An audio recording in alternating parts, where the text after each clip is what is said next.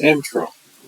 A few months ago, my wife Barbara said, let's watch this YouTube video called Seattle is Dying. This YouTube video has an incredible effect on me. I started thinking, this is not only Seattle's problems, but the entire West Coast problem. My daughter Halia lives in a small town in southern Oregon. They also have the same homeless problem. Mind you, millions of dollars are being spent to try to solve this problem. I decided to start from Vancouver, Canada, and work my way down to Southern California. This problem exists all over. This problem exists in our entire country. I started to research to see what other countries are doing with this problem. I found out that the Scandinavian countries' mission for the last 10 years is to severely reduce homelessness in their countries. For example, Norway has reduced it by 60% in only 10 years. Norway makes it a provision in its constitution that having a place to live is a birthright. I work on many different fronts. In the past 10 years, I've always been interested in the happiness index for rating countries around the world. Each country is rated on the state of happiness of the citizens. I find it quite fascinating that the Scandinavian countries are the number one in the world. They take up the top 8 out of 10 spots. Israel and New Zealand are among them. The United States was 19th on the list. It seemed to me the higher a country is in the ratings, the more progressive the social programs are. The Scandinavian countries are extremely innovative when it comes to education, housing, and prison reform. How would you like to go to school and never get homework? Kids would love that. Many Scandinavian countries do this, and yet they are the most educated kids on the planet. In our society, we burn out kids, so that consequently, there is no joy in learning. Competition is the greatest force that they use. You are fighting against your fellow students to obtain success. The Scandinavian countries believe that cooperation with one another is the answer. Big difference. When it comes to prison reform, the United States prison system is built by for-profit corporations. The longer you're in, the more money they will make. They have no incentive to rehabilitate. Punishment is their means. The Scandinavian countries take another approach, and is not through punishment. It is teaching a man how to fish. It is teaching a man to learn the tools to succeed in society. They take a human approach. They take an approach of dignity. They believe if you treat someone with respect, they will treat you with respect. Inside our private systems in America, there is a war between the prisoners and the prison guards. Not only that, but prisoners fighting one another.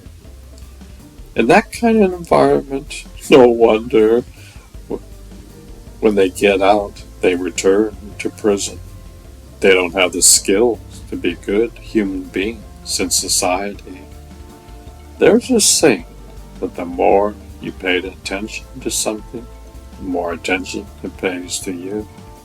In the United States prison system, it is designed against you to heal oneself. I hope you enjoy this book and will ponder it over. There are many lessons for us to learn. Without kindness, you may have the greatest plan, but it will fail if it is done without kindness. Kindness is the foundation of life. If you want to see what a lack of kindness does in our society, take a look at the homeless epidemic in America today. We are the richest nation on earth, and yet 1 out of every 38 children is living in the streets. What does that say about our priorities? We spend about 60% of our budget on the defense industry. We seem to put more emphasis on war than in helping our fellow man. The United States has lost touch with its citizens. Scandinavian countries still have their problems. They are striving to overcome them practically and consciously. In the United States, the top political officials pay only lip service to this. It seems to me they make laws that benefit the rich. The following YouTube video comes from the Peace Education Program, a worldwide program dedicated to bringing peace. This is a highly successful program in our prison systems around the world today. It is quite innovative and highly successful in the outcome. Many prison systems today are using this program to help solve their problems. Colombia for decades have had two rival gangs fighting. This has led to much bloodshed in the country. This program helps them to reconcile their differences and put their weapons down.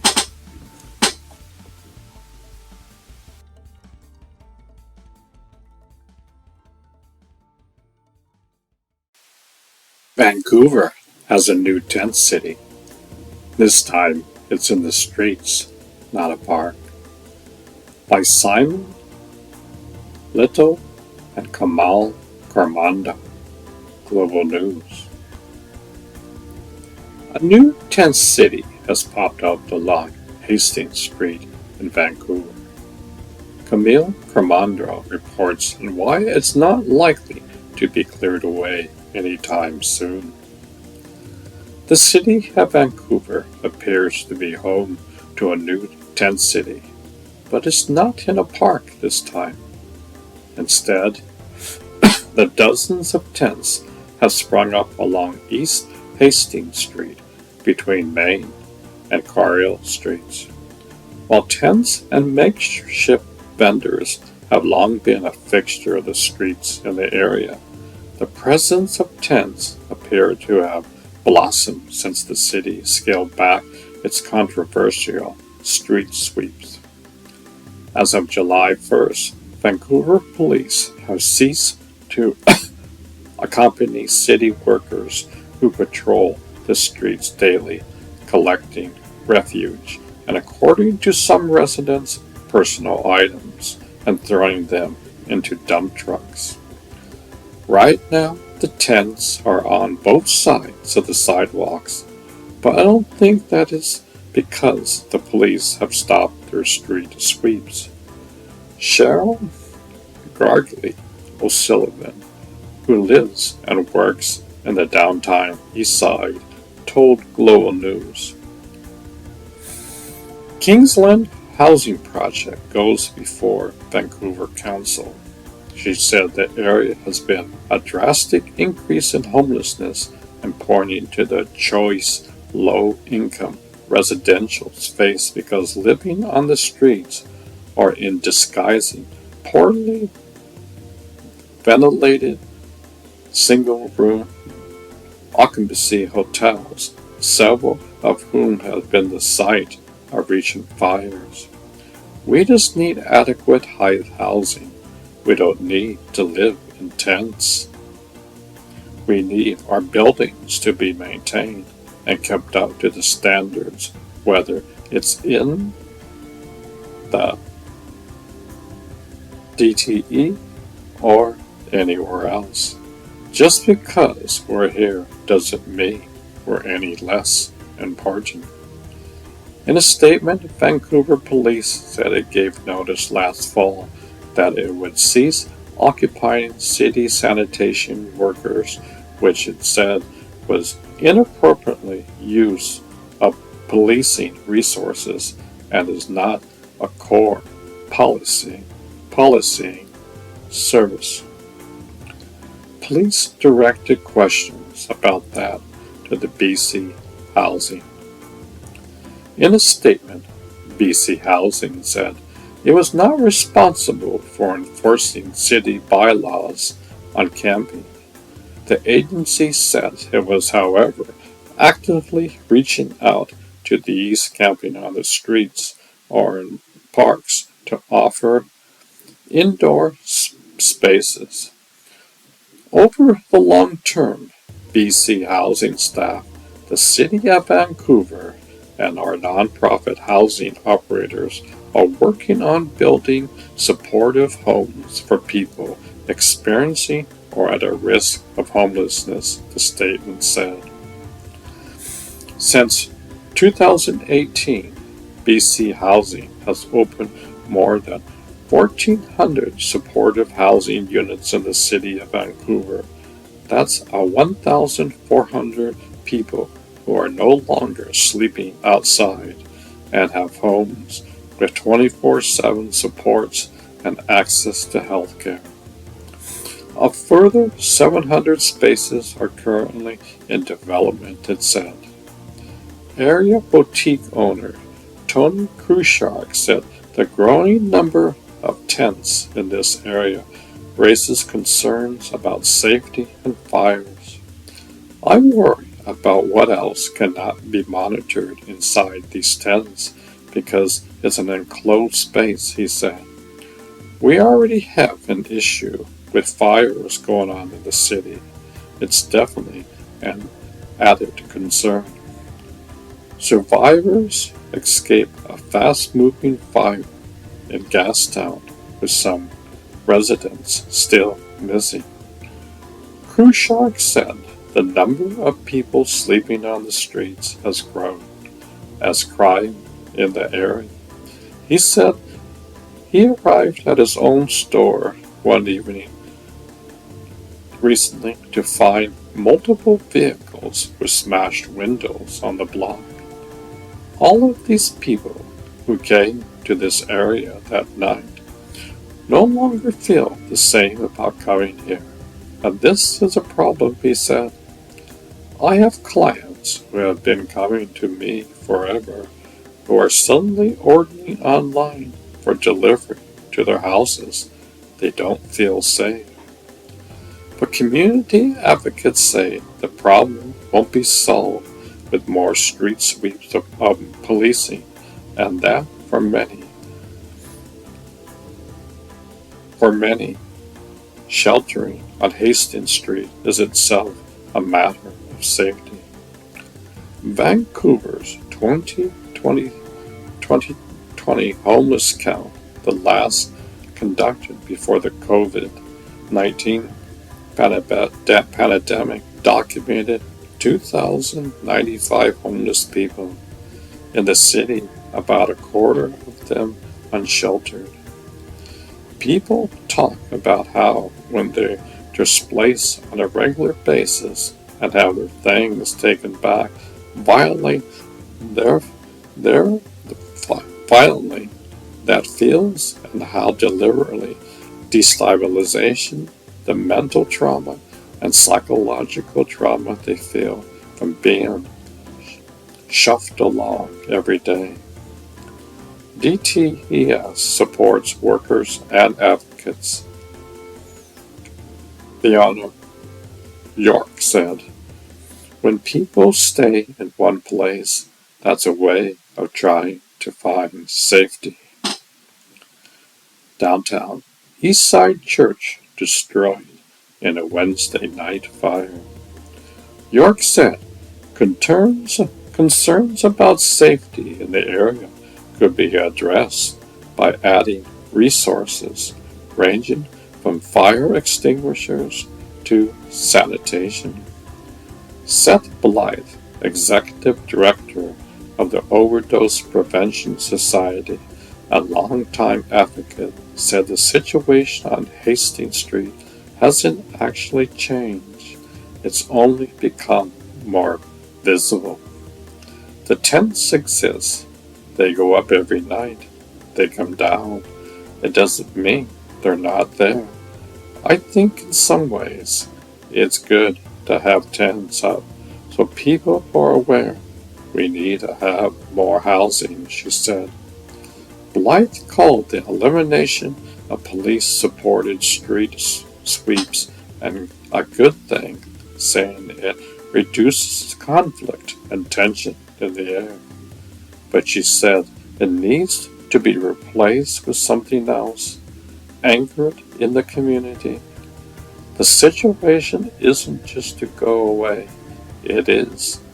Find a model of helping people, which isn't just taking people's stuff and throwing it in a garbage can, which is creating more hostility, she said.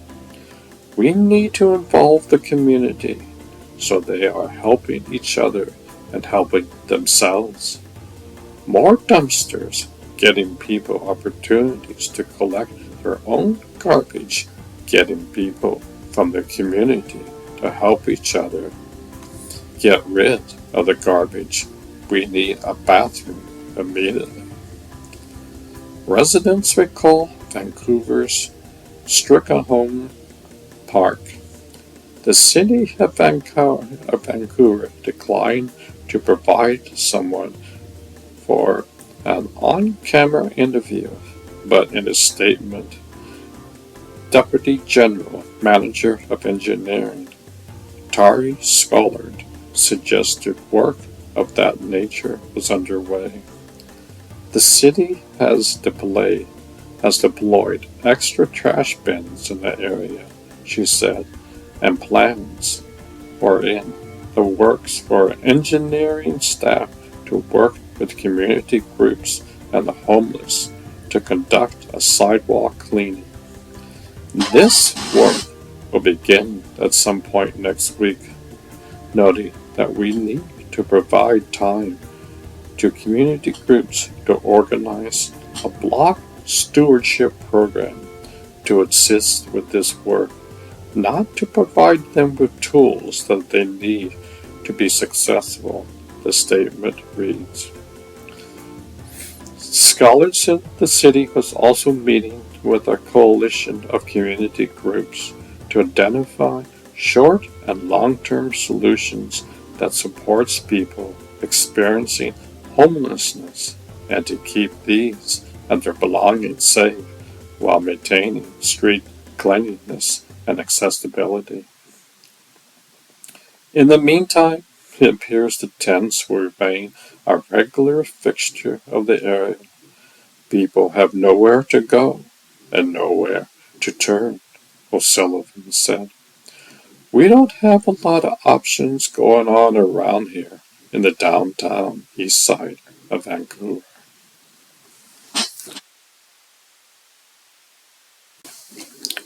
If Seattle is dying, here's the cause of death.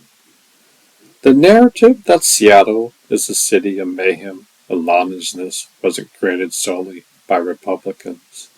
By Dominique Holden, September 8, 2020.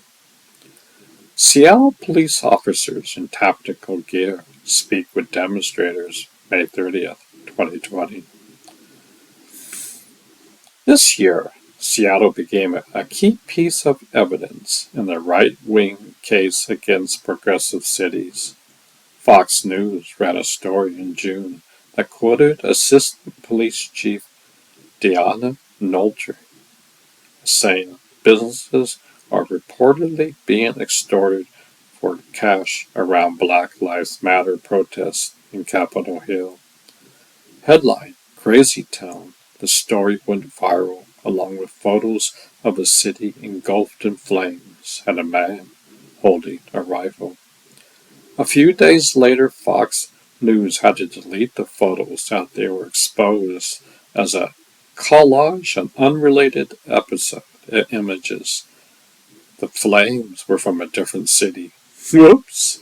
Seattle cops issued an about face to retracting the extortion claims. But the blaze had already been set. The day after Fox News ran its original story, President Donald Trump raged on Twitter against the anarchist takeover of Seattle, saying, Terrorists burn and pillage our cities, blaming the city's liberal Dems. He promised to end this Seattle takeover now. Not long after that, Seattle's police union president went on Fox News to claim the proposed budget cuts would ensure Seattle would be a lawless wasteland. Fox News opinion host Tucker Carlson used an image from the Capitol Hill occupied protests in a June episode of his commentary show, painting the scene as a dystopian and lawlessness. On its website, Fox News continued the narrative by unethically cutting out parts of photos to combine them into a manufactured version of reality. Fox News opinion host Tucker Carlson used an image from the Capitol Hill occupied protests in a June episode of his commentary show, painting the scene as dystopian and lawlessness. On its website, Fox News confirmed the narrative by unethically cutting out parts of photos to combine them into a manufactured version of reality. This narrative wasn't just created by Republicans, though.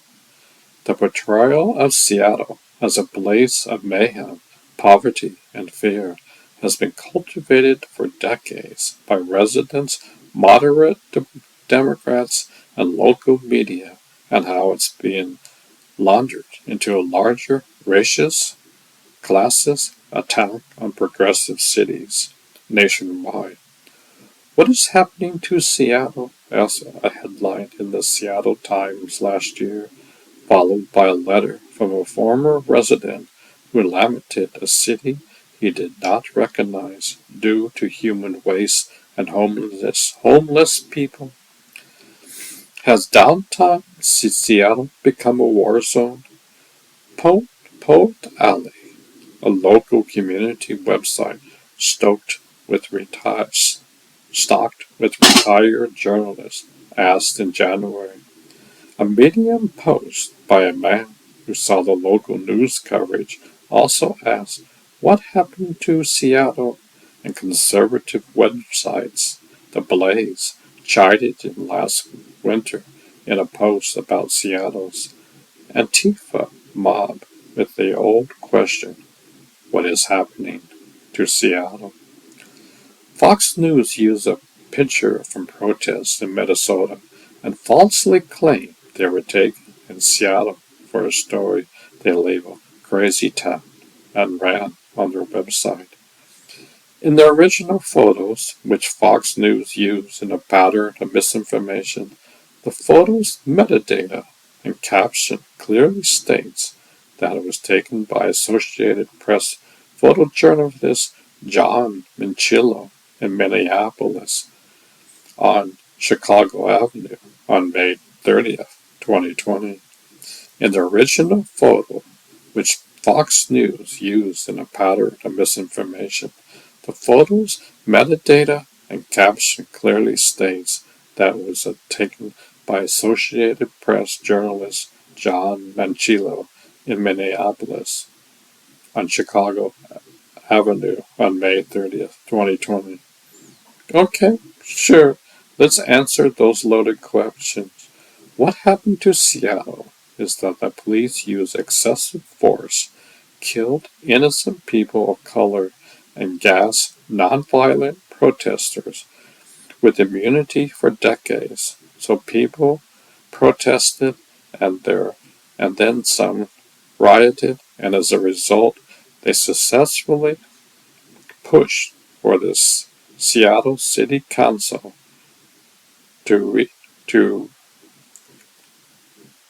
reduce the budget by a fraction, and outpay for a few department executives.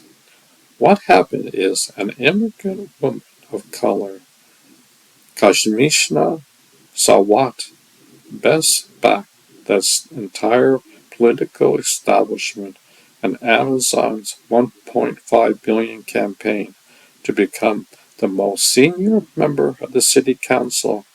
So now local cities, stop me if you heard this one before, kept crying about a foreign named socialist who's destroying our government and crippling business.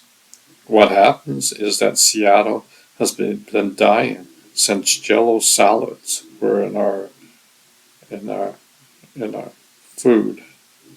It was about to die in 1971 when a billboard began begged the last person leaving the city turn out the lights, and was going to kill over in the 80s because of crack. What happened in the 90s was that city attorney Mark Serdan warned that Seattle had not died. Another close call, but was at death's door again. Unless the police could quasi-qualm with new anti-vacancy laws, he said in the 1999 speech, Seattle would face a dying retail core, whether there is more criminals than commercial activity, where random, seamless acts of violence become pervasive. What happened in the 2000s, despite the rise of skyscrapers and a booming downtown, was the Seattle Times backed council member Tim Burgess and the Downtown Seattle Association agenda of ticketing strange panhandlers to reclaim a sense of order. What happened soon after that, when Ed Murray ran for mayor in 2013, is that he cherry-picked data to claim crime was rising, and former King County Executive Ram Sin said Seattle had lost its flash and would retire like Gary, Indiana, unless Murray was elected. Despite Murray's elevation, KEMO TV ran an hour-long special last year called Seattle is Dying. This piece actually suggested jailing Seattle's sickest homeless people on an island so they couldn't simply get up and leave when they wanted. What happens is that Seattle used to be perfect, but has been dying consistently for 50 years, according to the same people who kept floating a theory that Seattle could be fixed if illness and poverty became crimes.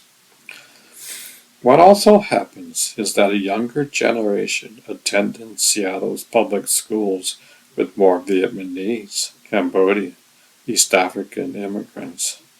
White kids went to the schools in the Rainier Valley and Beacon Hill, but black kids were shaken down by cops on bogus pretenses.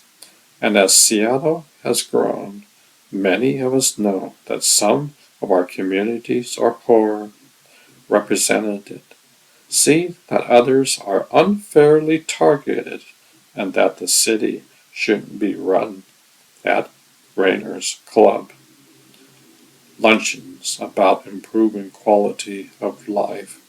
What happens is that, in retrospect, popular local chestnuts about lesser Seattle and the motto "Keep the bastards out" seems frankly xenophobic What happens is that after Seattle's miserable history of relining, many black residents were displaced because they could no longer afford mushroom annual property taxes. What happens is that my former tiny Seattle apartment that cost me $625 a month in 2003, now, according to the recent real estate listings, for more than $1,500, thereby outpacing inflation costs by more than $7,000 a year. What happens is that the Seattle Metropolitan Chamber of Commerce tried to weaken a $15 an hour minimum bill, and even though the ordinance passed, a full-time worker who now makes $15 an hour still couldn't afford rent and bills on my former apartment. What happened was national right-wing media groups scooped up local market shares. Sinclair bought Comb TV and KVI. Rato Mormon, church-owned Bonneville International, has KRO FM and KTTH, and Q13. Fox has been a home for cop-friendly conservatives coverage. What happens is they have spent years disseminating classist, racist talking points like Seattle is dying, even though the city is incomparably richer and popular by old, wealthy, white liberals help prop up these ideas as fact. What happened this summer is the Seattle residents joined a national civil rights uprising against police officers across the country who were killing innocent black people. Most protesters didn't break anything, and 99.99% of the city went unscathed. But as a sidebar to the ongoing demonstrations, some people broke windows, spray painted walls, and looted stores. Some hurled rocks, water bottles, and fireworks at law enforcement officers called in armor. In the instance, someone allegedly attempted to set the East President on fire, potentially the people inside. At the same time, Seattle police have engaged in a violent pattern of destroying pepper spray, tear gas, blast balls, and aggressive arrests on largely peaceful protesters, including by targeting medics. What happened was that the conservatives used the pandemic for political leverage, claiming that shattered storefronts caused by global recession should actually be pinned on violence by Black Lives Matter and progressive politics in general. People walked through Carl Anderson Park, which was part of the CHOP, January 14, 2020. The GOP became the spark for Fox News hosts, President Trump's, and other right-wing strategists to paint Seattle as a war zone and the battle for strictly of overly false arguments. The Democrats-run cities are seeing more crime than Republican cities. People walk through cars.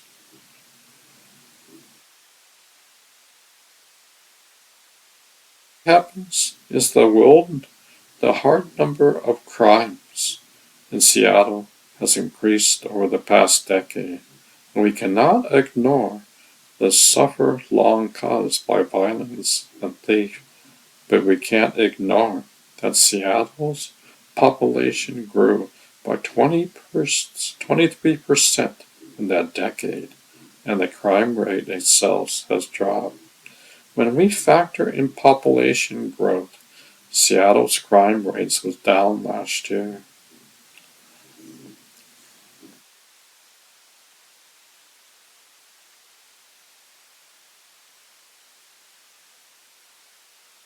Seattle's police department, crime reports, and political population counts, and while crime still has increased downtown, we can't ignore that the 36,000 now housing units are largely clustered around downtown, and the number of downtown residents increased by 42% in the past decade. But what didn't happen in the past decade was City Hall making developers include enough affordable units for tenants making half, at least, of the modern income, while most of Seattle's single family neighborhoods remain largely static. Instead, rapturous corporations like Amazon recruited more workers and drove up housing demand, while the total number of available new homes lagged behind. Prices tripled and quadrupled, and there were more people must live in tents. A few years ago, the city council passed a bill to raise more money from companies to deal with homelessness, only to repeal it when Amazon threatened to retaliate. Then Major John Durham deployed cops to ease the visual problems of homelessness, in some cases destroying encampments during the pandemic. And what happened to the Seattle Police Department is almost nothing. In the revised 2020 city budget, a handful of department executives were going to stop making mere money more money annually than the city's few remaining journalists earned in 8 years. And Mayor Jenny Durkin vetoed it when the police chief's best choice to best choice to quit. The mayor's cronies used the stunt to blame the council conservatives like KTTH Jasso Ramis tried to grandstand as social justice advocates telling Fox News, "Welcome to Seattle. When Black Lives Matter means fighting all these black officers and then running out the black female police chief." What actually happened, as Nikita Oliver pointed out last month in Crestmont, is that a black police officer, an increasingly multiracial police force, failed to prevent bad police behavior against working class communities of color. Unfortunately, but rather predictably, the violence of SPD did not relent under Best, wrote Oliver. A reasonable response to a growing youth and black-led movement to defend armed police, an event in both black communities and community-based public health and safety. What had also happened previously is that Durkin initially tried to block Best from becoming chief, but had relented after backlash, and then helped give the police union a generous contract that undermined previous police reforms. What happened is that the type of people driving this question, residents, with lonely views, nice, lovely views, nice homes, jobs as pundits, lamenting the bygone days of a Seattle past, are asking the questions in a certain way. They want to know why homeless people can't just disappear and why politicians can't be more polite. But another type of Seattleite is asking what happened in a different way. People who don't work in tech, people under 40 years old, people who don't have an inheritance, and many descendants of the Great Migration and recent immigration don't wonder why we are homeless people. They don't wonder why protests keep raging. They know they're asking why police can still beat protesters without punishment despite police reform. Why their career can't buy them a home no matter how they balance their checkbook. Why their bank can't why their band can't break out no matter how good they are. Why they have to live a 3 hour round trip commute from work. Why an artist can't produce only until the age of 34 before accepting a soul crushing job in marketing or real estate. They've been wondering why the promise of Seattle paying out for old white people with money, but this now Seattle doesn't pan out for them, and it's honestly hard to fathom that the former groups has become so callous to the latter. Broadly speaking, what happened in Seattle was an uncultured, sleepy, nearly falling airport factory town in the 1970s grew up, and as it grew, City Hall empowered a rogue cop union never demanded fair exchange from developers and big corporations, and as money floated in, left out many of the very population of workers who had made Seattle successful. What's happening is this: the kids are finally shaping Seattle's conversation, and the old guard wants to make Seattle great again.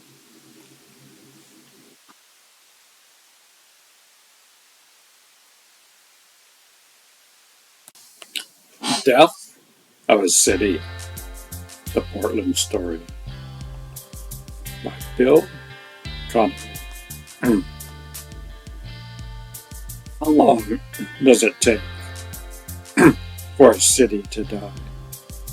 Downtowns across the country have emptied due to the pandemic, causing many stores and restaurants to close. Suburbs are doing much better, in many cases hardly touched by the recession. But in Portland, Oregon, continued violence and vandalism have combined with high housing costs, homelessness, and poor community leadership to raise the question: how long before this city dies? Portland has been doing well for years, and current problems are no certain to end the city's life. But without significant change, decline is certain. In many other cities, leaders stepped up to the challenge and saved their cities. This will probably happen in Portland, but there are a few signs of change at this point. Cities can die, death can be sudden, as with Pompeii, or gradual. This is with the Mayan city Tikal and the Georgian city of Petra. The United States abounds with ghost towns in the mining country as well, as communities left behind by economic change. Down the road from Portland are a number of mill towns that have emptied out. Economists tell stories about the growth of cities, usually starting with trade. Most oil cities are on the ocean or other waterways: New York, Boston, Philadelphia. Most of the not-so-old cities are also on trading locations: New Orleans, St. Louis, San Francisco. Railroads push some cities forward, such as Atlanta. Although moving cargo is still important, these cities are no longer dependent on being cargo terminals. Other cities are built on natural resources, such as access to a rich fishery or forest or minerals. Denver and Spokane comes to mind. Once cities are established, though, they often become regional trading centers. The small towns scattered around the countryside need a large city for access to specialized goods and services. As the nation grew, so did the cities. Cities are places where people can get better connected with others, offering more specialized products. Adam Smith pointed out that the division of labor created great benefits, but was limited by the size of the market. A country carpenter deals in every sort of work that is made of wood. He is not only a carpenter, but a joiner, a cabinet maker, and even a carver in wood, as well as a wheelwright, a plowright, a cart and wagon maker. In a small city, however, the woodworker can specialize on types of products such as tables and chairs, becoming far more efficient through experience and specification. In a larger city, another woodworker can make a living providing jigs and fixtures to the many table makers. These benefits of a large city accrue to the workers as well as the customers. Everyone is better off. Thus, cities start with a specific advantage, but often grow in ways that are quite different from their original advantage. Portland began as a place from which beaver pelts could be shipped to China, and then lumber to the California boomtowns. Eventually, adding Oregon would be shipped to Asia. That cheap hydropower brought the aluminum industry to the region. As the city grew, however, extended in surprising ways. A local college student married a voltage meter to an early television screen, creating a stethoscope and a company to make them. That company's success in attracting engineers to the city led Intel to locate its largest facility in a Portland suburb. And a local boy ran track at the University of Oregon and founded Nike to make running shoes. Today, many cities have reasons for existence quite different from their original stories. Shoes and computer chips can be designed anywhere, at least anywhere that good designers and engineers are willing to live. If Portland had to rely on its natural advantage of shipping, lumber, agriculture, and fishing, it would be a few 100,000 people, not 2.5 million.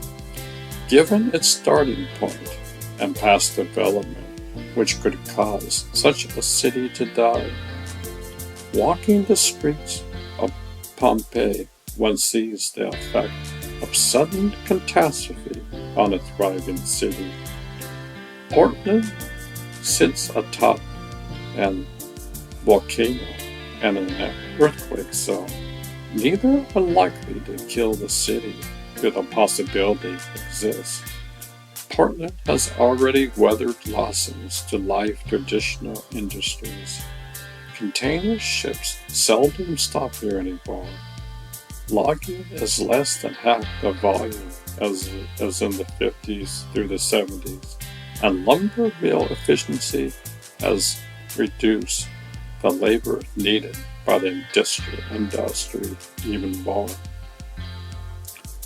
The economical base that remains depends upon people wanting to be here, to engineer and to design goods and services that could create most anywhere. People have come to the metropolitan area for the quality of life, close to mountains, beaches, and deserts, but also because the city has become a vibrant, lively place with theaters, restaurants, sports, and even a few churches. Size begets size, in effect. Having been a major city, it grew more reality than it had been a small town. The question about the details of Portland becomes whether people will continue to want to move here. Inbound migration has been the dominant demographic feature. Portlanders enjoy housing costs less than San Francisco or Seattle, but in the national comparison, that doesn't mean much. The metropolitan area, the state decided to limit urban sprawl many years ago, causing land values to be high. Much of the new construction, both single-family and multifamily, is infill near the urban core. Thus has made construction costs much higher than those if new homes were built in the outer suburbs. The quality of life has also suffered due to increased homelessness. A decade ago, one might see someone wrapped in blankets sleeping in a downtown doorway. Now, the homeless have discovered inexpensive tents, some as cheap as $25 new. Tents provide a medium of privacy and a group setting, a little bit of security. The police seldom try to move homeless camps. When the Portland Timbers and Fed Major League Soccer had in 2011, fans would walk the quarter mile from downtown to the stadium without seeing any homeless people. Now the fans of games and spectators would pass several accounts on that short stretch. The city's dedication to high-density urban housing at the expense of affordability shows no sign of changing. Well-paid engineers can afford the cost, but blue-collar workers not so much. Housing tents near downtown Portland. Efforts to cope with homelessness primarily consist of spending millions on affordable housing, which paradoxically costs more to build than regular housing. That's because union wages must be paid at affordable housing projects. But otherwise, developers use much cheaper non-union workers. Some of the money earmarked for affordable housing buys existing apartment houses, making no not net addition to the supply of residences. Few people here imagine that a space of new construction and outlying farmland would make existing housing affordable through plain old supply and demand. Riots emerged on top of expensive housing and homelessness. As in most large cities, peaceful protests grew out of the George Floyd killing. As in a number of cities, some of the protesters turned violent. What's unique in Portland, though, is the continued violence. The Antioch mobs regularly commit vandalism and occasionally commit crimes. What was the last straw that will break the camel's back? So far, that's unlikely but possible. For most area residents, the riots are merely a straw. Rioters occasionally move outside the central city into the suburbs, but not too often. Other counties in the metropolitan areas, however, take a much harder line. Suburban police departments are less hamstrung than the Portland Police Bureau, which is unstaffed due to retirements and quite police officers are closing out 911 calls without ever contacting those in distress.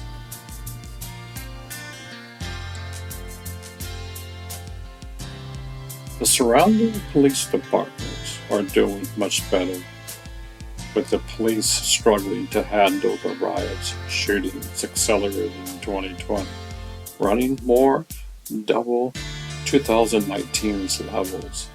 More neighborhood shootings and ignored 911 calls makes all residents feel vulnerable. Despite this undercurrent, the overwhelming majority of residents go about their lives normal, or what passes for normal in a pandemic. Reputation may be Portland's greatest damage. Coverage by newspapers, television, and current affairs podcasts have been extensive, both across the country and worldwide. This is critical given that the area's growth comes from migrants, mostly from other states in the U.S. Real estate developers and investments here significantly. Most cities that died felt economical change. Portland has done well in this regard. New industries rose, replacing the old industries, thanks to the migration of bright and well-educated young adults.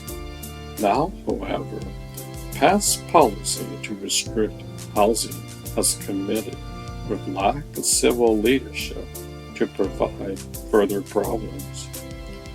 Can one die from shooting himself in the foot? Yes, if the wound goes untreated. Portland has shot itself in the foot. Most likely, the people of the city will come around and seek treatment. But if they don't, the wound will prove fatal.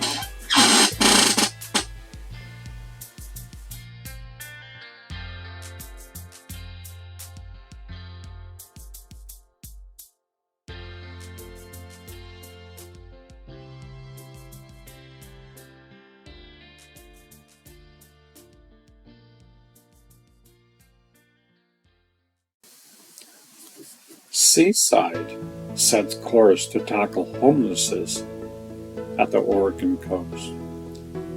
When it comes to the homelessness, the spotlight is often on Portland, but smaller towns across the states are grappling with similar issues. Author Tim Gordon, Seaside, Oregon. Looking out over the Oregon case at Seaside, it's clear why people like to visit. But because of its severe lack of affordable housing, few can actually live there. Even for the people who want to get jobs here, we don't have enough homes, said Seaside City Councilor Morocco. Seaside depends on tourism to keep the economy afloat. At the same time, like many cities, Oregon cities, it is also grappling with increasing homelessness in the community, sometimes right out on the beach. City leaders say it requires a balance to deal with a population that needs help, but also to meet homeowners' needs and not hurt the economy. It's really looking after people who are homeless, but also taking care of residents who have homes here and are often impacted, said Seaside Mayor Jay Barber. With the mayor's support, Montino is leading Seaside's effort to make things better after city leaders made homelessness a priority in 2021. We started off with what are the needs of all these different groups of people, Montello said. What are the needs of city workers? What are the needs of the people who own homes here? What are the needs of the people who are homeless? Since last May, city leaders have had a half dozen community-focused forums. After that, Montero formed a think tank made up of a variety of community members, officials, and professionals. It helped the city form several key strategies, ranging from creating a homeless warming shelter to adding liaisons to building transitional and permanent affordable housing. Some strategies are already working. I think what happens in a larger city is the bureaucracy is so big it's difficult to have these kinds of ground level efforts. How can we solve this problem? Said Bartow. That's really what we're working towards. In some ways, homelessness looks different at the coast and Portland. There are more small camps on the outskirts of Seaside and many hidden in the woods or at the ends of otherwise quiet streets. But numbers paint a different picture.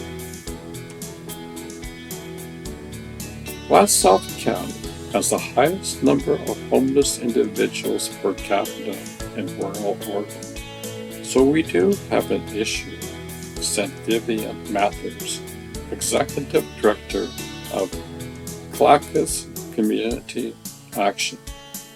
The nonprofit organization spends most of the time helping keep people from becoming homeless. The most recent point in time homelessness court in 2019 found that Clacka's County has 894 homeless people living there, a rise of 22.7 per a rate of 22.7 per 1,000 people. The Helping Hands warming shelter, which opened in January, is part of the strategy to help the unsheltered. Next, the plan is to have the same space become a navigation and a resource center in the non-winter months. Cheryl Paul is one of the CCA's 2 new homeless liaisons who makes connections on the homeless community. Sometimes it just is as little as a pair of socks, but ultimately getting to know them, taking care of small needs with a goal in mind to work towards finding housing and then the steps it takes to get to housing, said Paul. Not all homelessness is hidden in the woods. Just north of downtown Seaside, there's a lot full of cars and RV camping, and in the frustration of nearby residents. It's been going on for a while. It's been about a year and a half ago, Martin said, that homeless people in old RVs started parking and camping long-term along the river. That was not allowed, and signs went up. Then some of the campers ended up moving into a city-owned lot across the street.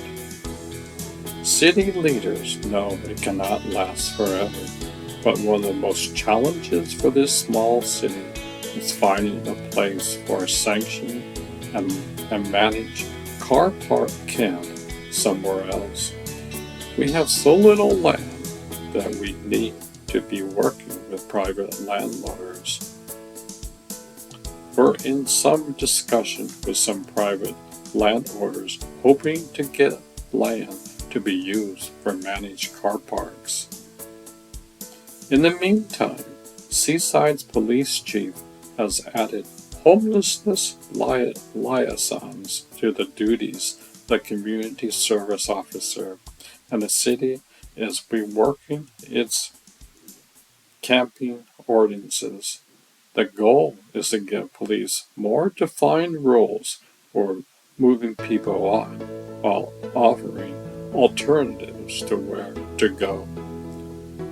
Police Chief David Hahn said that is an important start given charges imposed at the state and federal level. The problem for Seaside and some of our residents in the community who we are complaining about this is the fact that we haven't really had any concrete policy and ordinances that are in effect that we feel that we can act on, said Hahn. There are certainly differences from small cities to larger seaside voluntary city. All leadership is finding them out as it finds its way through the homeless change. The wheels of government move slowly, and we're never going to be fast enough for a lot of people. We're trying to solve this with the kinds of resources and time that we have, but it's a challenge. We are not going to solve it, but we'll be able to help make things better, said Barter. That's our plan.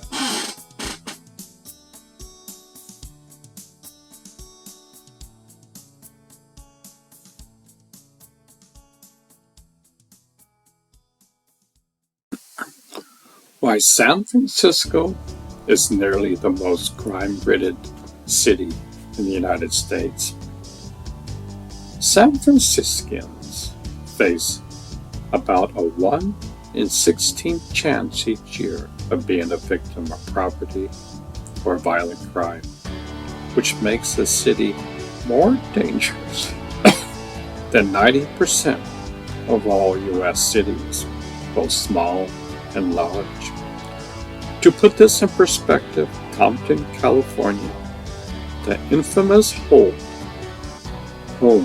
of drug gang, turf wars, and which today remains more dangerous than 90% of all U.S. cities, is almost twice as safe as San Francisco. By Lee Ohanian. Who would have thought that San Francisco would have twice the crime rate of Compton, the latter still a major cleaning house for cocaine distribution? The seemingly impossibility is what happens when city governance fails spectacularly on just about every important dimension. Welcome to the world of crime in San Francisco. Why is it so bad, and why it won't get better?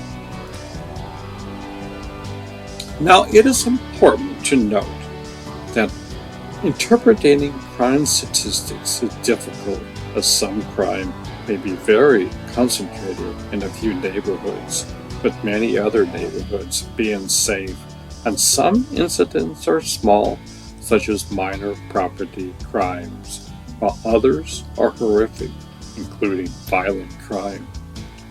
But taking note of these interpretation challenges doesn't change the point that San Francisco is a dangerous city.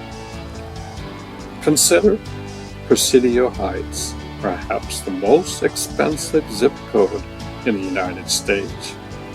Presidio Heights is in the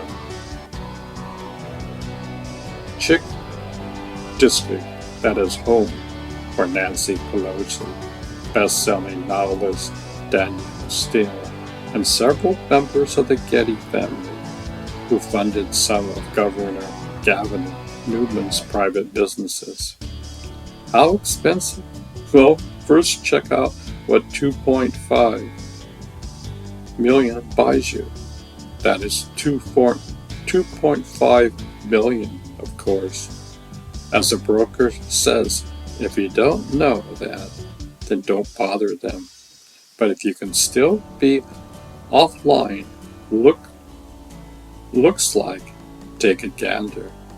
This home has about 1,600 square feet with 3 bedrooms and 2 bathrooms. There's no listing for a lot square footage, but since this 2-level home shares common exterior walls with its neighbors, including what appears to be a commercial building on one side, I'm guessing that you would only own about 1,000 square feet or so of terra firma. You don't expect to see the Golden Gate at the $2.5 billion price point, but you'll see plenty of your neighbors when you gaze out the window. Backyard? Don't expect one. Just be happy that you get to live in Presidio Heights at the bargain price of $2.5 million. As it turns out, while over-the-top wealth can buy you many things, it doesn't buy a safe neighborhood. The incidence of violent crime is still more than twice as high in Presidio Heights as the United States average. It is also high compared to other Tony, California neighborhoods, such as Montecito, California, part-time home of Oprah and Ellen DeGeneres, where the likelihood of assault and robbery is about 1/3 as low as in Presidio Heights. Similarly, while Presidio Heights receives an overall score of C for crime from another neighborhood evaluation study, Montecito receives an A+, and Bel Air and Pacific Palisades, 2 of the most expensive neighborhoods in Los Angeles, receive grades of A+ and A- respectively. San Francisco's unacceptable crime track record is implicitly a choice that the city has made, which is all the more surprising when the city spends about $14,000 per San Francisco per year on government services, about 40% higher than New York City's budget. One important deficiency is too small of a police force. New York's police force per resident is nearly twice that of San Francisco, and New York is a much safer city. Another important deficiency is a less than productive relationship between the police and the city's district attorney. Chase Bowden, an extremely progressive prosecutor who some consider to have the mindset of the days of a San Francisco public defender. Bowden is notable in that he is the child of a mom and dad convicted for first-degree murder in the killings of 2 police officers during the robbery of a brisk truck about 40 years ago. This didn't get Bowden and the officers off to the best start, and the relationship has gone further south, with Bowden criticizing police for not cleaning more crimes. Bowden himself has been widely criticized for failing to prosecute obvious cases, including a person who has been arrested multiple times over the previous year, who had a history of felony convictions, and who ultimately killed 2 women while driving a stolen car after drinking and using methamphetamines. Bowden chose not to prosecute and forward the case to the parole department.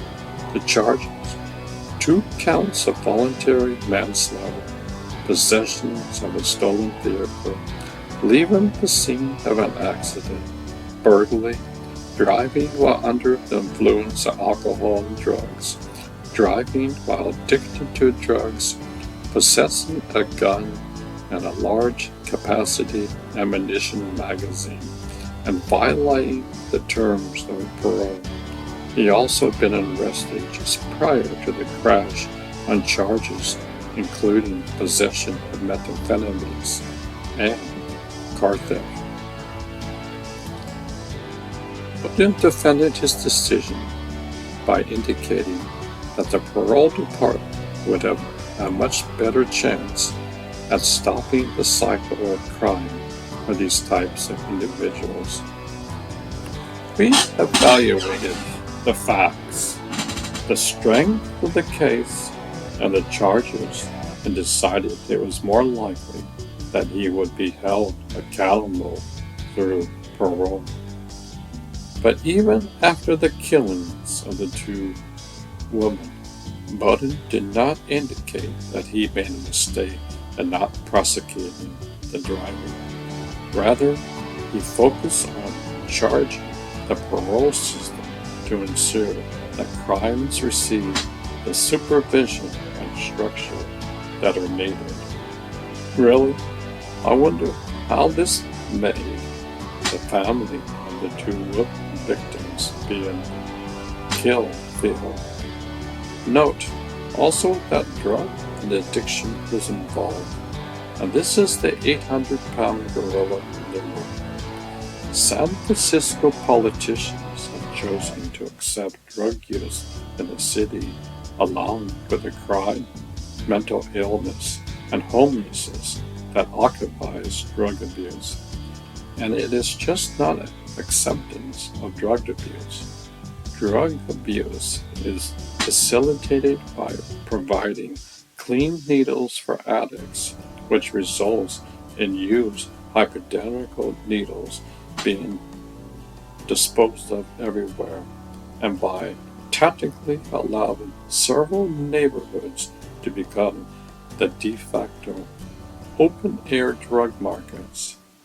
And drug users and drug dealers have flooded to San Francisco largely because they know that their trade is acceptable.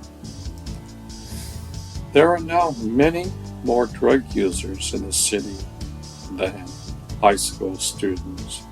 Roughly 1,000 addicts will die this year from an overdose, and almost certainly more than 1,000 new users will replace them. Sadly, none of this will change, not until San Francisco's demanded the change, and it hasn't happened yet. I don't know when it will.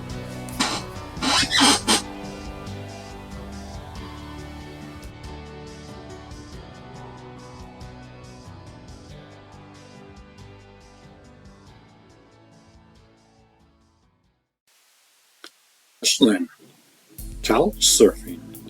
In Ashland, people wait in their cars, or couch surfing.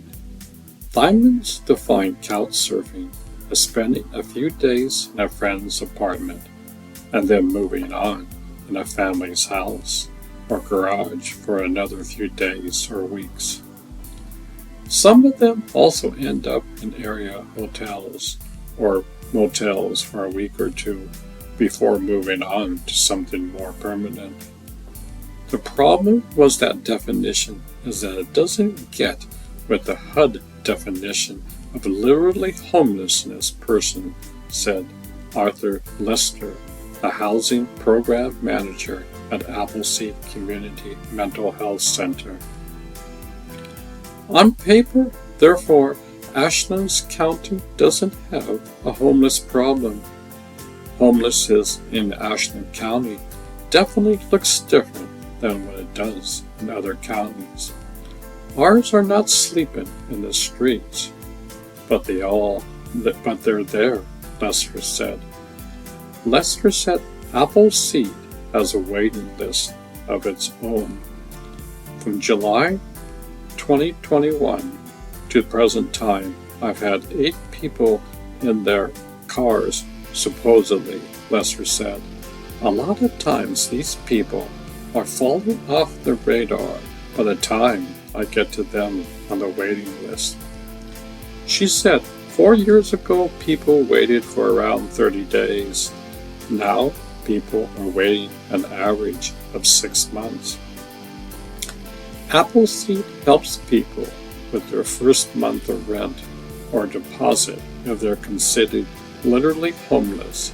Its clients find permanent housing in apartments such as Union Lofts, Montgomery Crossing, Ashland Village Apartments, or the Essex House. These places have huge waiting lists, Thymus with Access said. So when you go in the meantime, where do you go in the meantime? Well, you couch surf, you hang out at Goschel's Walmart. You live in your car, the parks.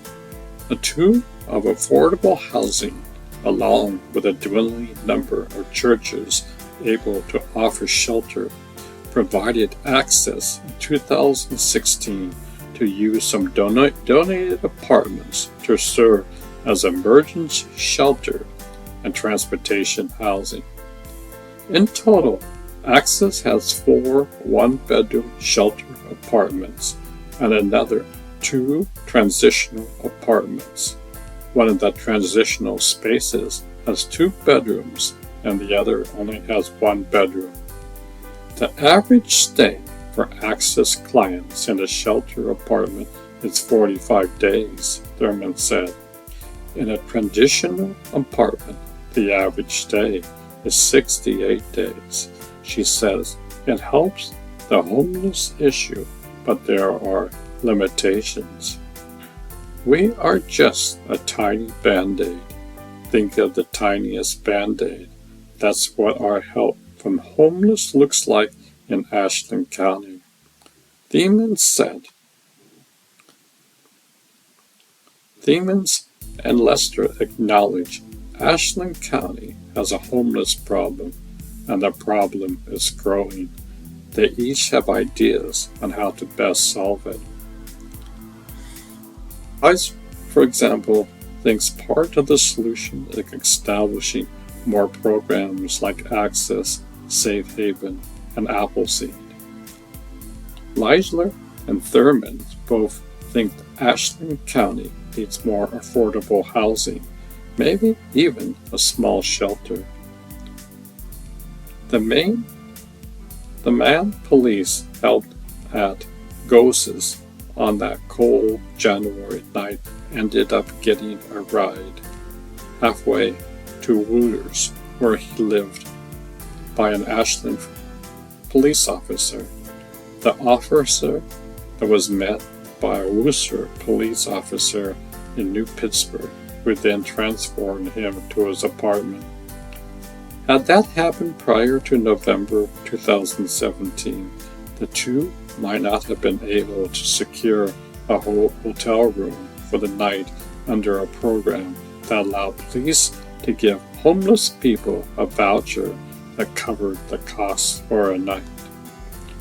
The program, according to Ashland Police Chief Dave Lay, was funded through the Crow Center.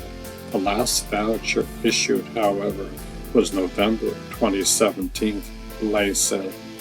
We thought about wanting to bring that back, but the question remains, where does the funding come from, he said.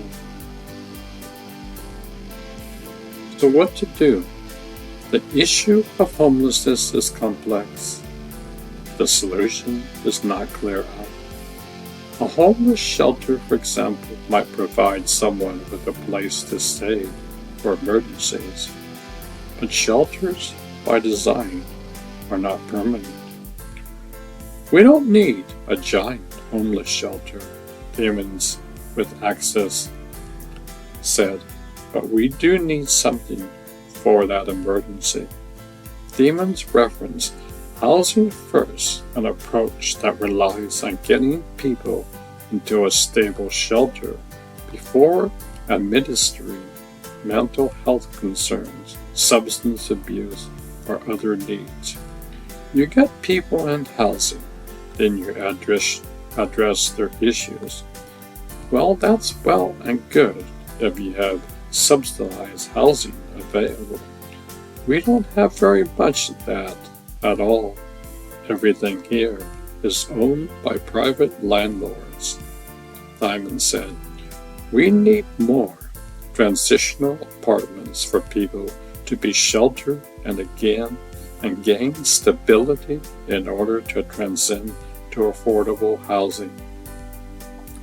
Although Housing First has been touted to essentially eradicate homelessness, the problem with it is cost. The state of Utah, which served as one of the county's first state-funding Housing First models in 2005, is experiencing rising costs firsthand. An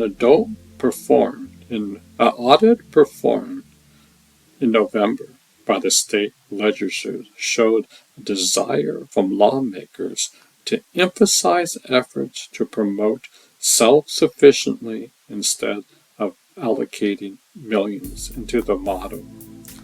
Affordable housing seems to be a viable option, but only if developers find it financially feasible or as a wise investment. Thurman said, the average rent costs $640 a month in Ashland, according to Apartment Guide.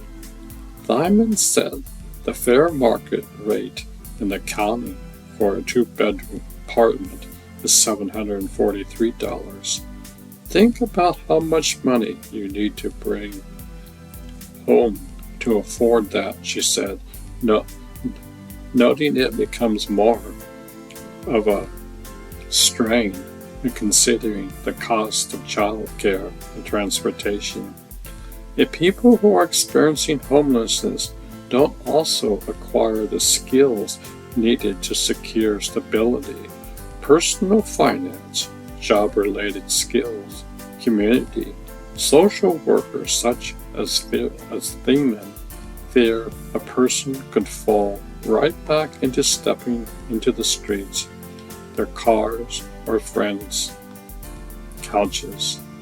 That's why Access, a faith-based organization, offers transitionary or temporary housing under conditions: get a job, pay for rent, establish a community. The goal, Thiemann said, is to develop skills and relationships that allow people to transition to self-sufficiency and a more stable future. More programming and resources could help alleviate the existing organizations who feel overwhelmed, Kyver said. Ashland County could use more resources like Access and others, she said, noting the closure of the pump house at the end of 2017 as a blow to the effort to shelter homeless men. Kaiser said the first step forward towards a solution to homelessness, at least in Ashland County is simply to sit down as a roundtable to fully understand the situation before committing to long-term fixes. A group of stakeholders called the Homeless Condition has worked since at least 2008 to address challenges in that area.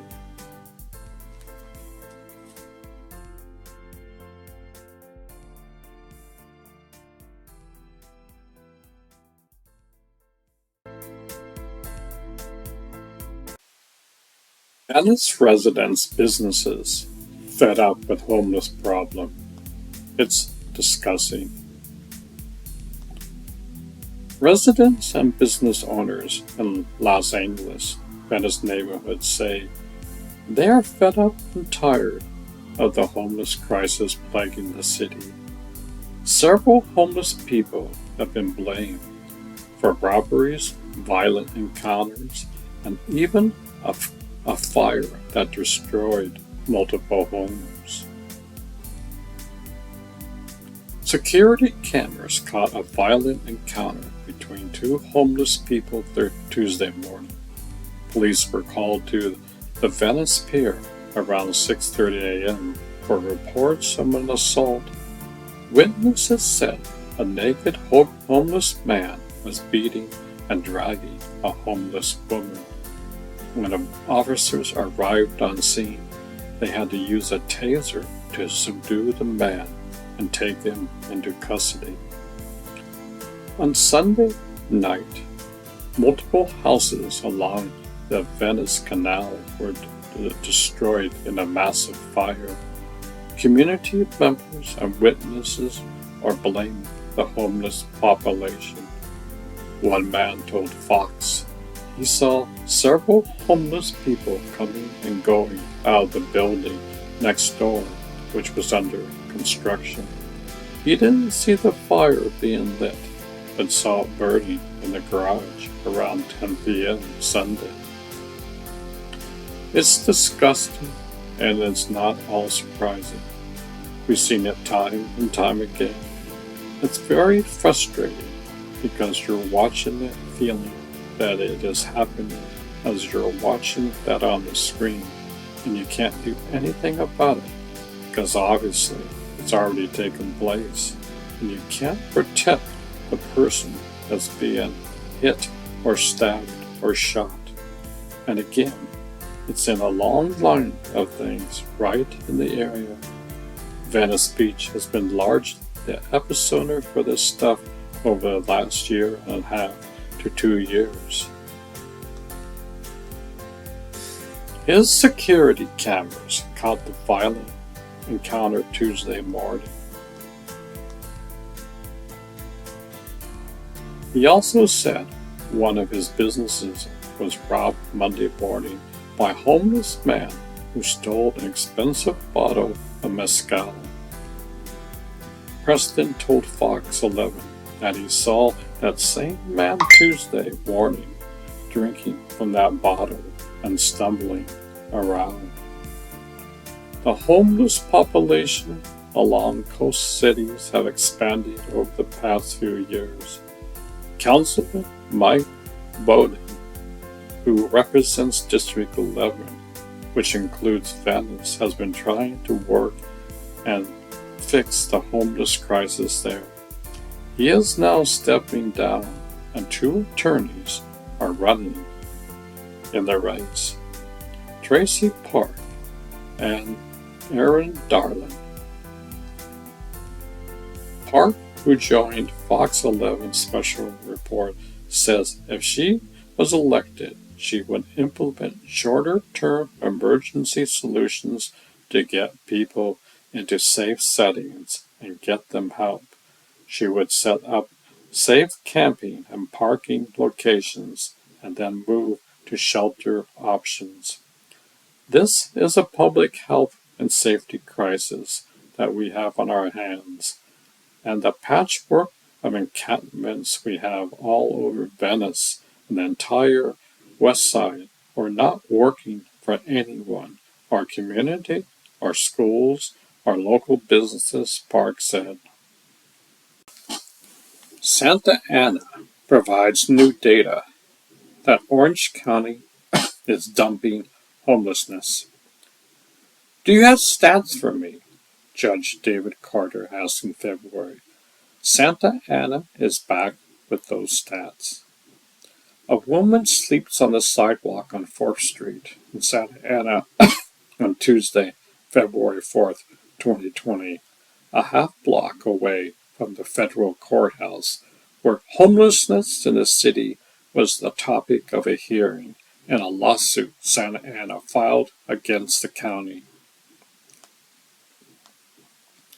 Much of Orange County is transforming homelessness people into Santa Ana, placing an unfair burden on the city to address the county's homelessness crisis. City officials alleged in court documents filed Monday. The filing marks the city's latest effort seeking legal relief over the issue. And this time, officials have some numbers and additional data that they hope will prove their point that many other cities in the county are dumping their homelessness in Santa Ana. We now have a better evidence that the county did not stop this practice. It's just being done in other ways, Santa Ana City Manager Christine Ridge said.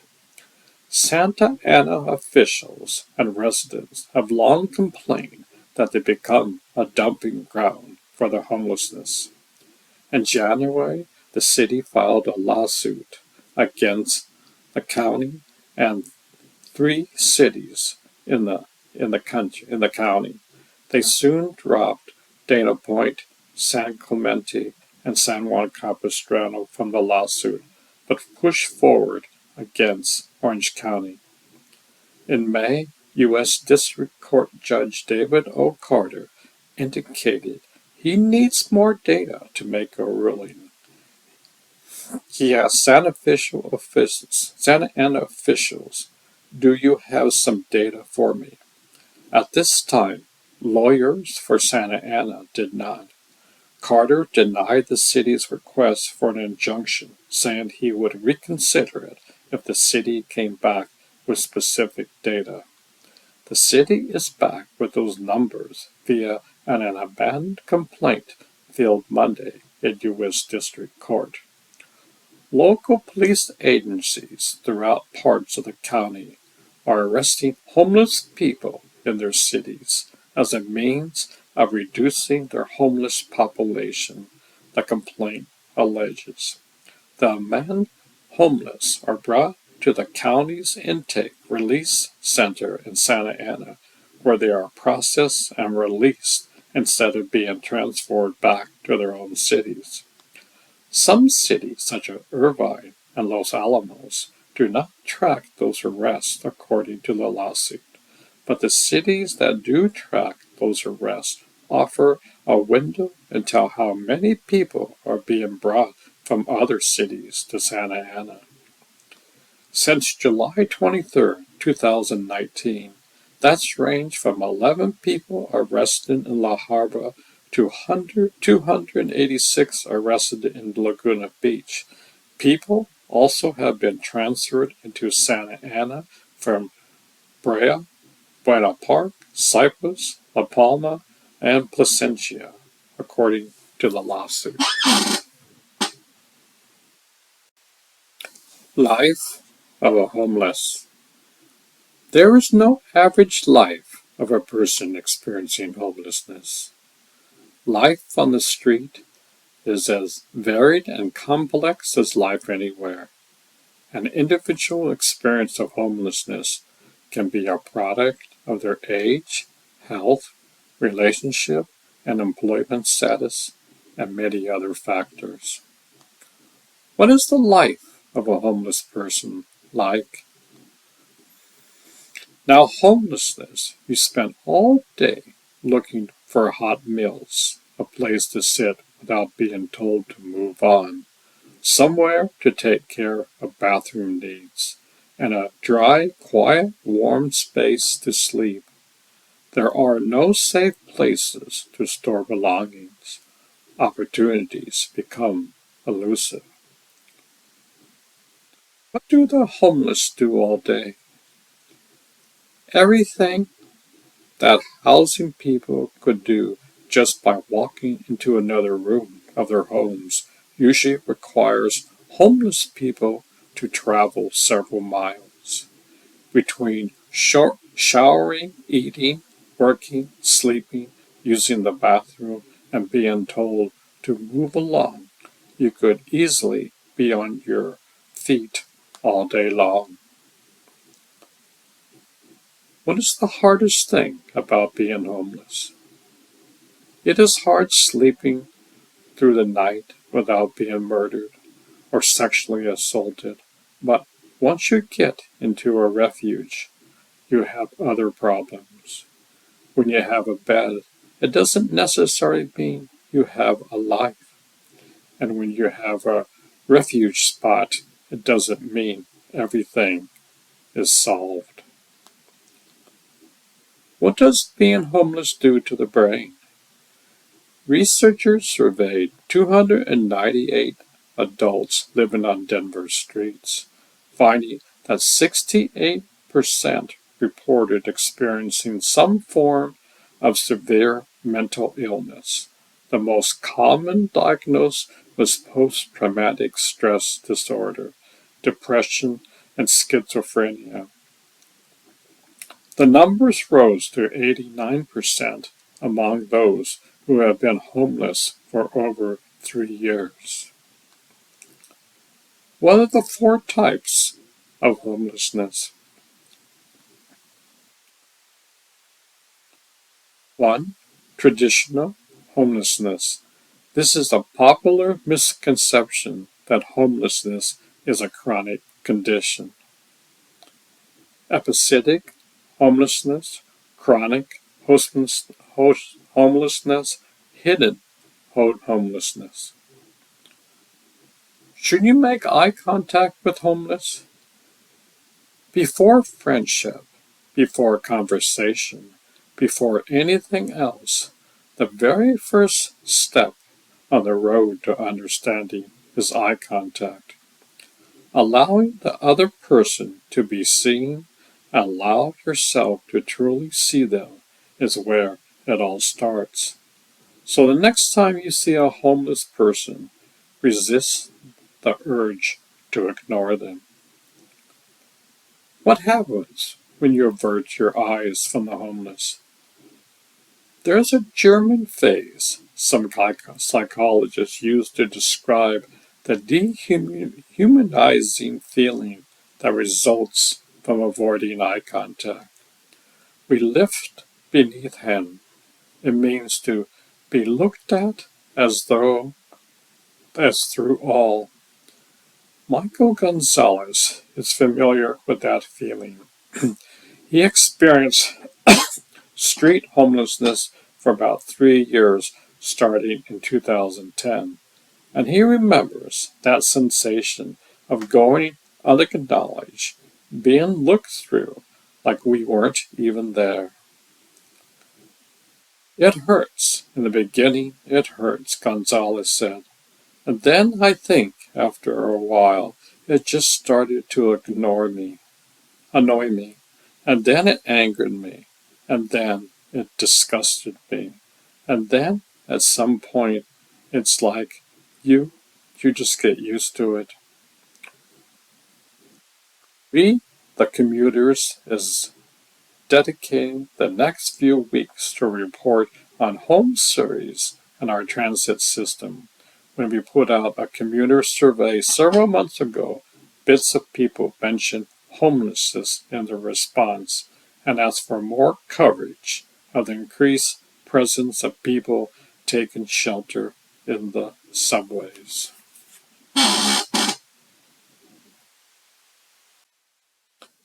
The challenge. The facts about homelessness.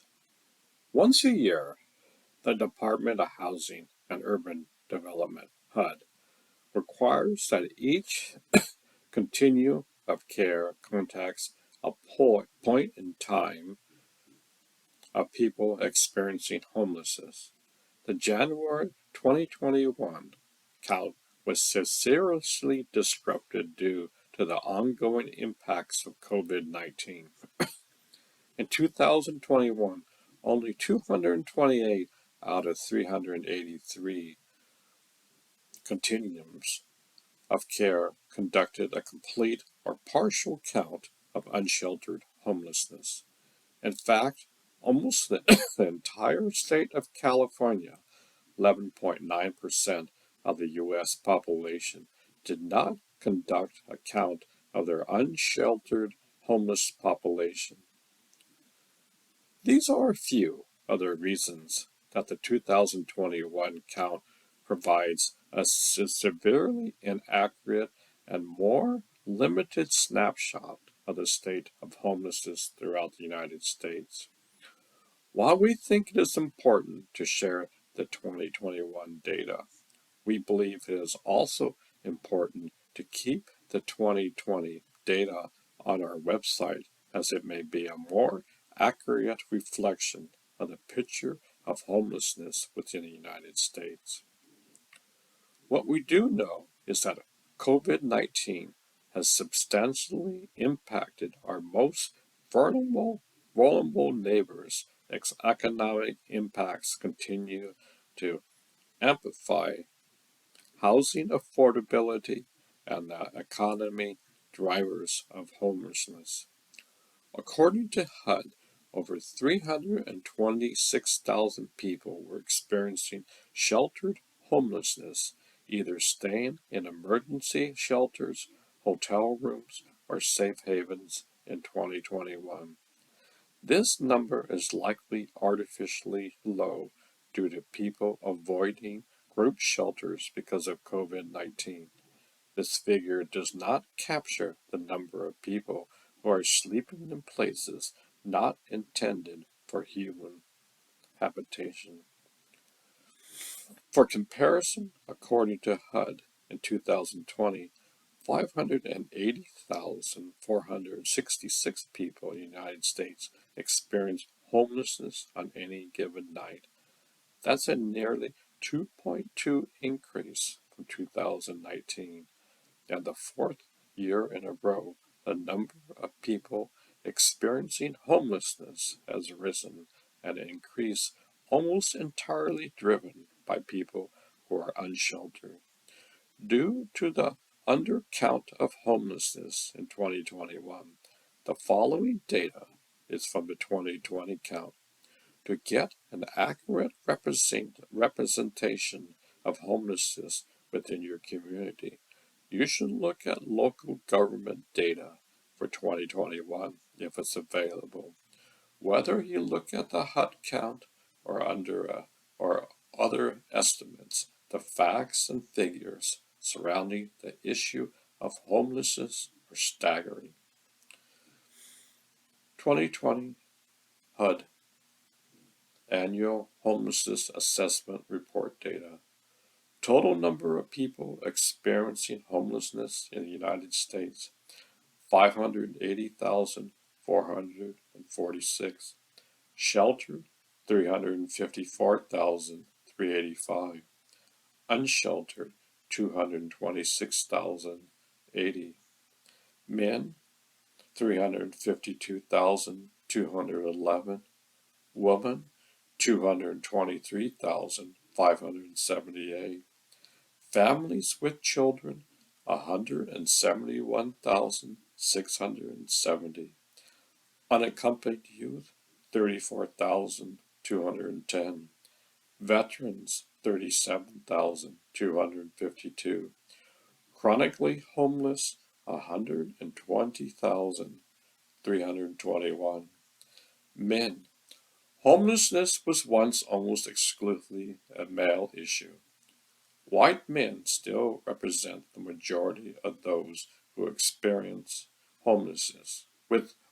White men still represents the majority of those who experience homelessness, with 60% of the population identified as male A far more diverse cross-section of the general population is affected. Women. As of 2020, women account for 39% of those experiencing homelessness.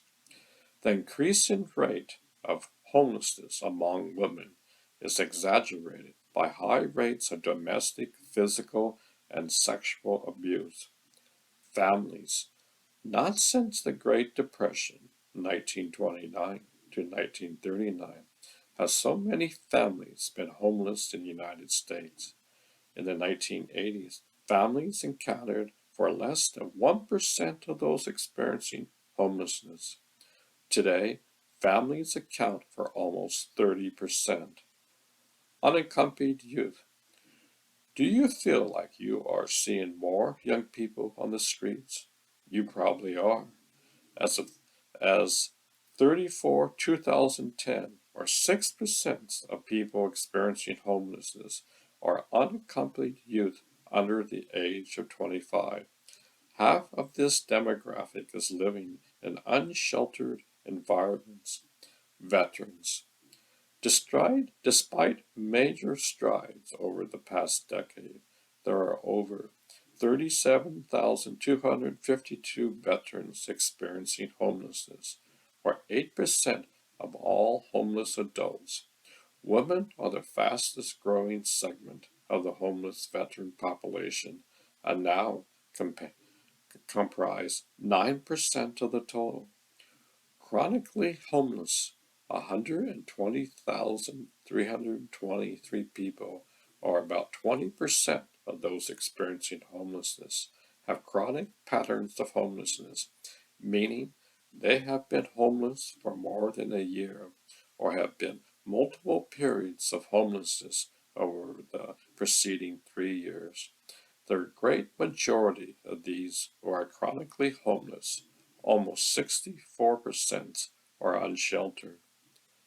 The causes of homelessness. There's a common misconception that alcohol and drug abuse are the root causes of homelessness. However, this is rarely the case. In most situations, multiple factors are at play. Simple economical issues are among the most crucial factors contributing to homelessness.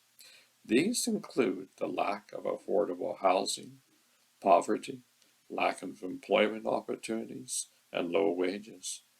Far too many people are living so close to the edge of economic despair that one financial setback, such as a job loss, car troubles, illness, divorce, abandonment, or any unexpected expense, can lead them to the loss of their home.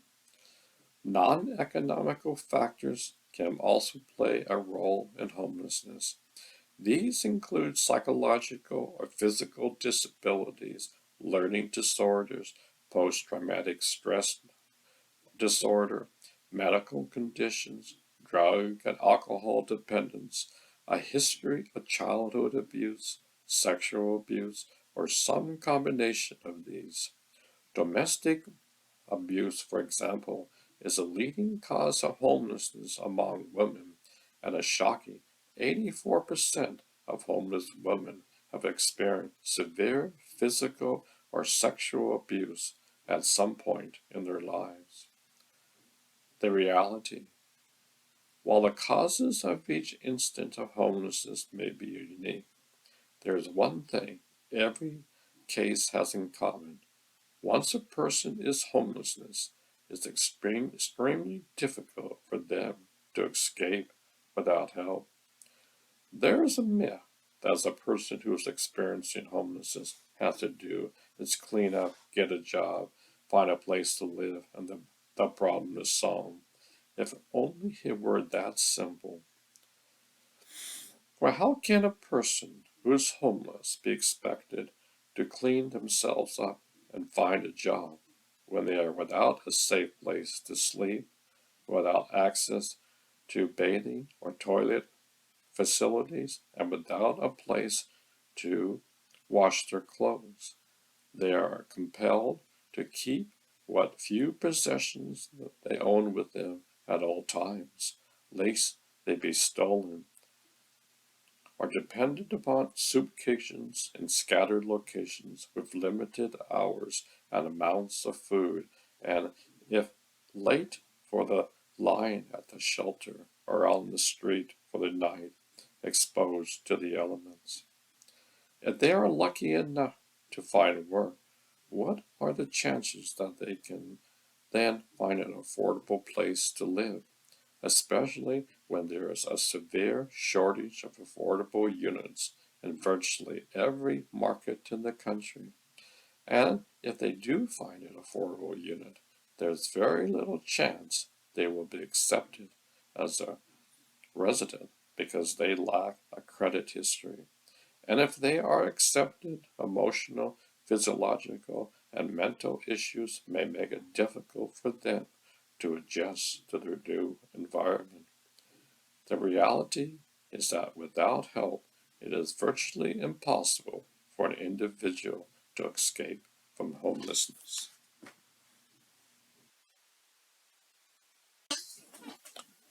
The impact of homelessness on education.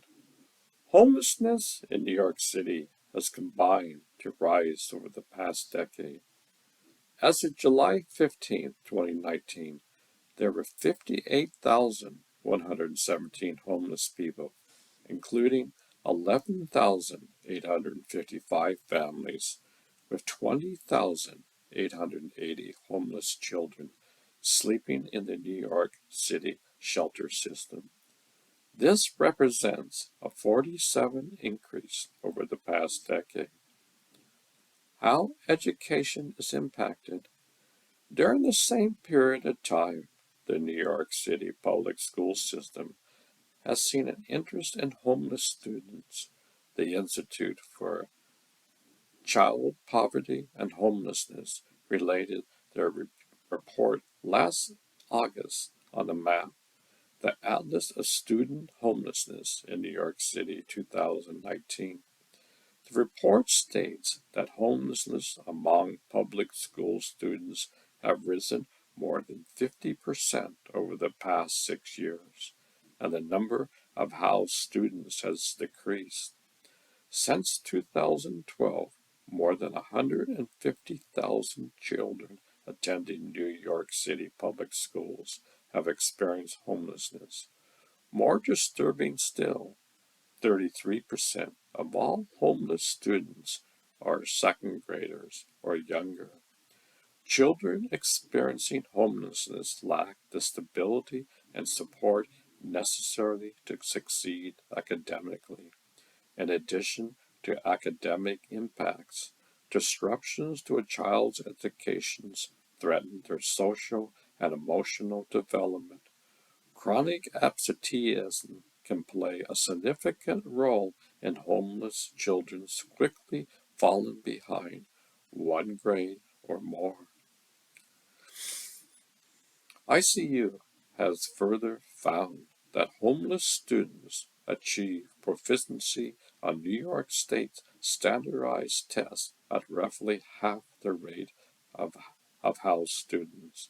In addition, the impact of homelessness on students lasts long after the children are housed. Furthermore, the resources that schools and teachers can allocate to homeless students are limited. In a 2019 brief published by the Research Alliance for New York City Schools entitled Homelessness in New York City Elementary Schools, Student Experience and Education Perspectives, it was reported that schools with highly concentrations of needy students can easily become overextended. The schools we visited set aside these limited funds, only $100 per student, to purchase additional school supplies and clothing for students, and to make sure the students did not have to pay for school trips. When VOA GNV steps in At VOG, we are committed to enhancing the educational experiences of the children in our Tier 2 shelters through a variety of supported services. Each of our Tier 3 shelters provides high-quality recreation and after-school programs and offer value-added services which address the full range of issues faced by children and families. Most of these are funneled through private donations. In addition to after-school programs, we solicit volunteer homework tutor and reading mentors who provide one-on-one educational assurance. Last fiscal year, community members volunteered over 500 hours at our family sheltered programs. Our recreational programs focus on literacy, basic math, and enhanced reading comprehension. We offer homework assistance, tutoring, reading mentors, storytelling, and arts and crafts, field trips, and educational games. This ongoing individualized attention promotes improved learning and academic achievement, as well as providing stable, supportive relationships with caring, accomplished adult role models.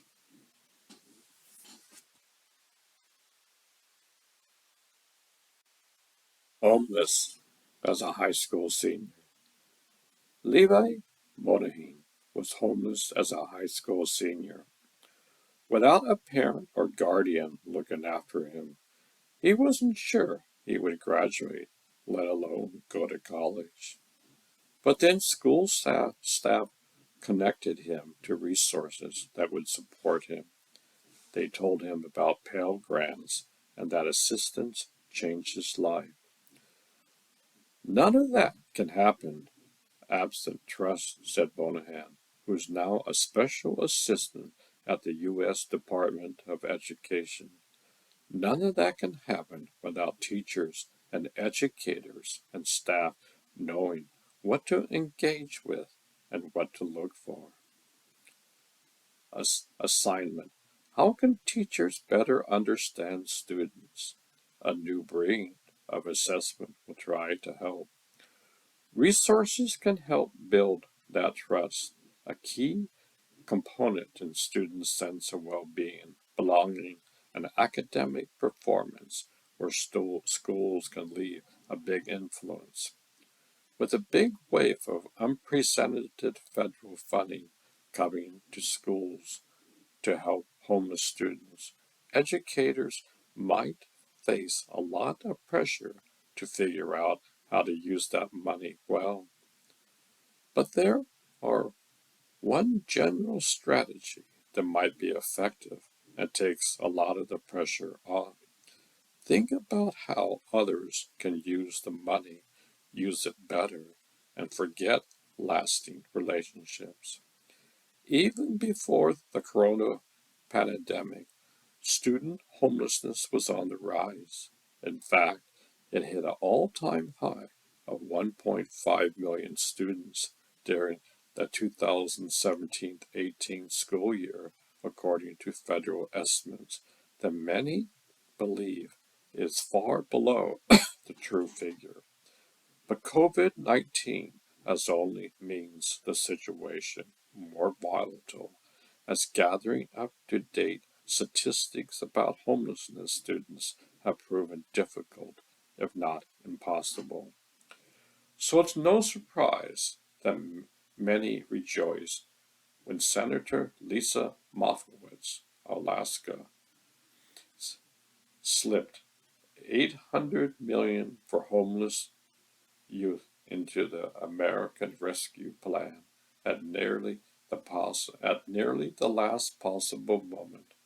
That aid could be a real boon to schools that have focused on helping those students with the basics during the pandemic, from providing Wi-Fi hotspots to ensuring they're actually identified as homeless. Yet there are acute concerns about where things are headed. A federal eviction moratorium expired at the end of July, and the Biden administration replaced it with a 60-day moratorium, only for the Supreme Court to take it down in late August. The wisdom and impact of such moratoriums can be debated, but that development, along with rapidly increasing rents, home prices, and COVID numbers from the hyper-contagious Delta variant, could set off another troubling surge of student homelessness. Educators are aware what the convergence of these factors might mean in the future, and a nationally representative EdWeek Research Center survey of K-12 educates, 44% said they were somewhat concerned that the number of homeless students will rise during the 2021-22 and 22-23 school years. Another 12%, they were very concerned about that possibility. We can't wait for kids to show up at the door of mental health providers, or worse, emergency providers, said Sharon Hoover, a professor at the University of Maryland School of Medicine and a co-director of the National Center for School Mental Health. What can school do? While they are allowed to use the American Rescue Plan funds to provide emergency housing, that housing is not open-ended, said Kenji Wainwright, the state's coroner of the education of homeless children and youth at the Colorado Education Department.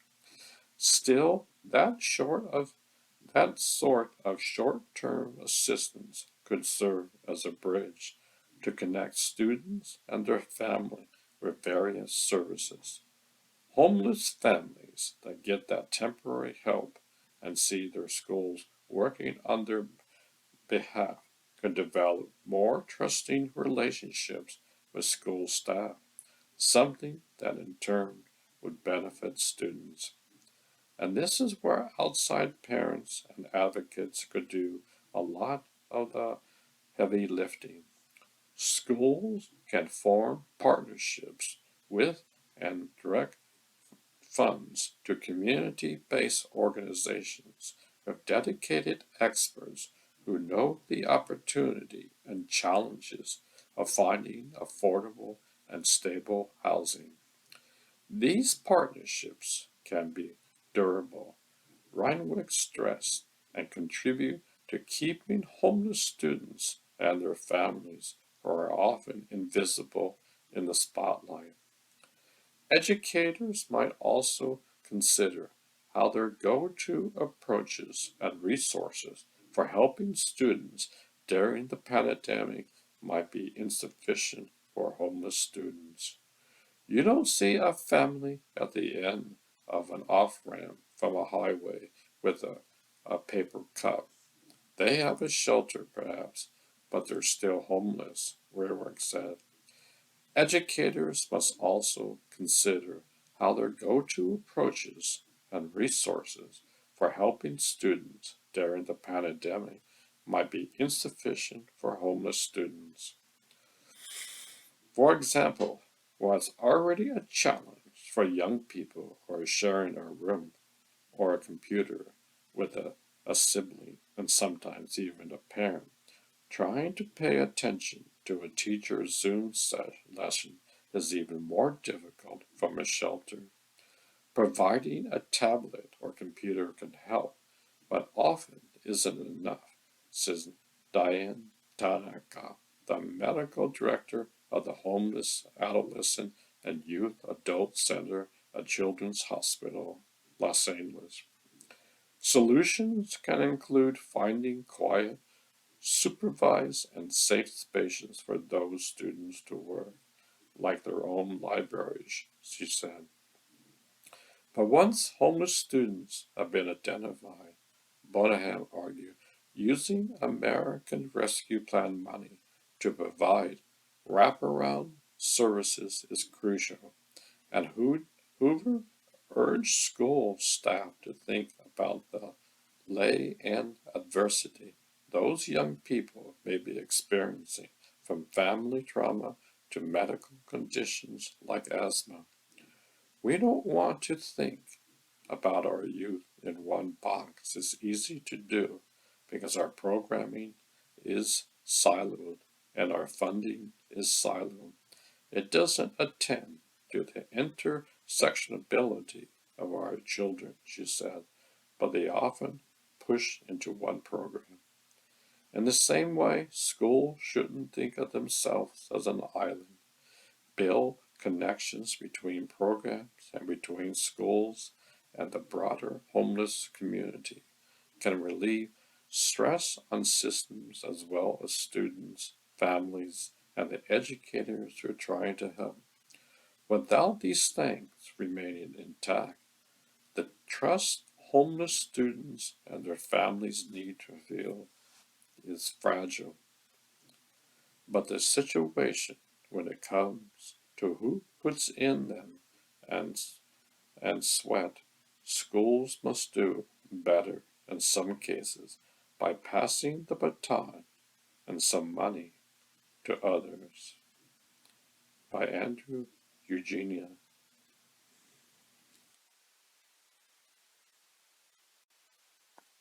Why Finland and Norway still shun university tuition fees, even for international students. Published February 17th, 2015. Professor, Finnish Institute for Educational Research University at Jyväskylä. We believe in the free flow of information. All the Nordic countries, Denmark, Finland, Iceland, Norway, and Sweden, provide higher education free of charge for their own citizens. Until recently, international students have been able to study free too. But in 2006, Denmark introduced tuition fees for international students coming from outside the European Union and European Economical Area. In 2011, Sweden follows suit. Now only Finland, Norway, Iceland, and Germany do not collect tuition fees from international students. Despite some moves to introduce fees, all these countries remain real exceptions in a world where international students are often a lucrative source of income for university. In Finland, the issue reared its head again last year when the government proposed that universities would be able to introduce fees for international students coming from outside the EU after 2016. After a lively public debate in January, the Finnish government decided not to go ahead with the proposals.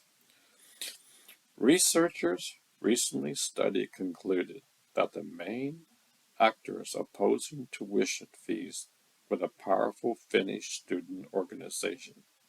They feared that collecting student fees from international students would open the gate to tuition-free reform for national students as well.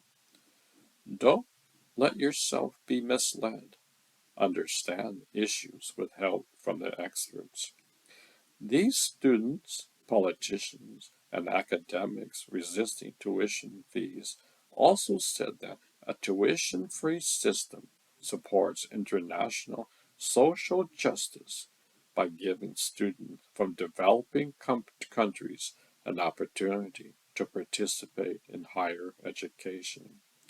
They also argued the same introduction of tuition fees would undermine Finnish internalization efforts, as it would be likely to lead to a significant decrease in the number of international students, as happened in Denmark and Sweden after the introduction of tuition fees there. In Sweden, the drop was 80% during the 2 years following the introduction of fees. New source of revenue. On the other side of the debate, the promoters of tuition fees, which include university managers, the Ministry of Education, and business representatives, advocated a neoliberal stance on education as a private good. They argued that competition for international students would enhance the quality of teaching and make French universities more competitive in the international marketplace. They also pointed out that it was unfair for Finnish taxpayers to pay for the education of international migrants coming to Finland, where they also enjoyed good social benefits. The argument has gained traction as a populist political view in Finland. Promoters also claim that international students would be a new source of revenue for universities. In November, Norway's government backed down from a proposal to introduce fees. The main arguments against the reform were quite similar to those aired in Finland.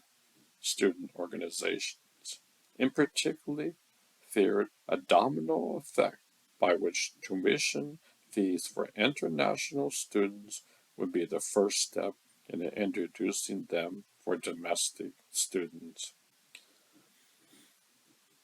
The rector of northern universities and university colleges, some of which are geographically remote, argue that they would lose many international students, especially Chinese and Russian students, if they started charging tuition fees. According to Agate Weber at the Norwegian Institute for Studies in Higher Education and Research, the leaders of the most prestigious universities in Norway also argue that tuition fees would mean a great loss in terms of maintaining the diversity and quality of the international student population. In a globalized world, this would be very problematic. Equity key in Nordic model. We know that education is expensive everywhere, including in Nordic countries, and someone has to pay for it. The critical question is who?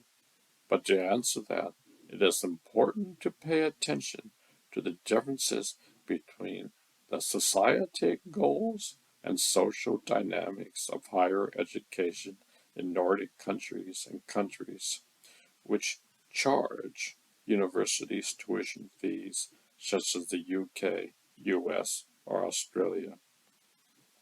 The Nordic higher education systems are almost entirely publicly funded. According to OEC Education at a Glance 2014, the proportion of public funding varies between just under 90% in Sweden and 96% in Norway and Finland, whereas in England, only 30% of the costs of higher education are paid by the public purse. All Nordic countries also have strong tradition of equality, which in education translates into offering equal education opportunities for all citizens. The Nordic countries have policies to encourage gender equality and to support students from lower social economical groups to enter universities. As a result, there's a greater equality of educational opportunities in Nordic countries. Finnish students whose parents went to university are only 1.4 times as likely to participate in tertiary education as their peers whose parents did not go to university, according to Owen. In Sweden, a young person with university educated parents is 2 to 3 times more likely to go to university themselves, whereas in the United States they are 6 times more likely.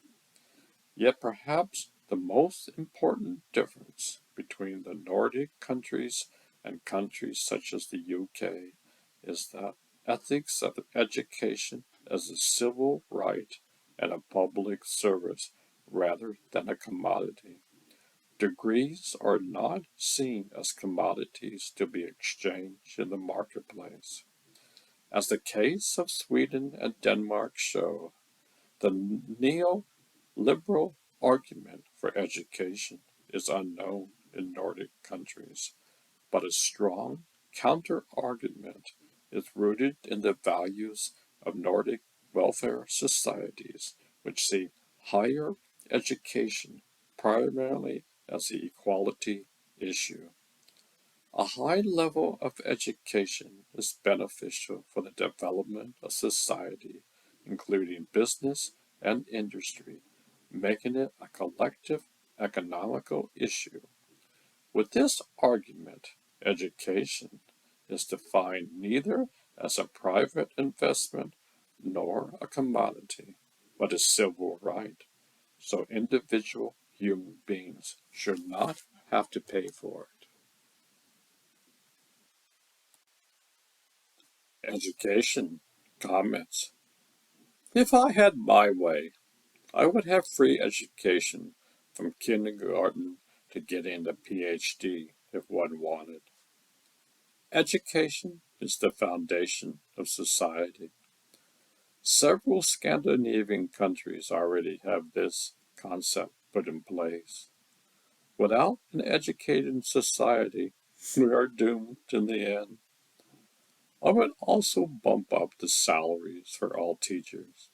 They're hardly making a substantial living for themselves and their families. Many teachers use their hard-earned money to buy supplies for their students. A teacher should have the same kind of significance as a software engineer. A teacher is programming directly to the students the foundation for their future. The present-day system is based on rote memory. It is based on Johnny, go to page 12 and read paragraph 2. Going to school should be the most outrageous adventure that a student can do. We need to place the current boring system with a new outlook. School should be creative. School should be full of laughter and joy. You can you can teach a difficult subject in that same classroom. A student will learn more in a state of laughter than listening to a boring lecture. No wonder students hate school because it's so boring. I only had a few teachers in my life that made a huge difference in my life. They all made the subject matter exciting and at the same time gave me the yearning to learn and master the given subject.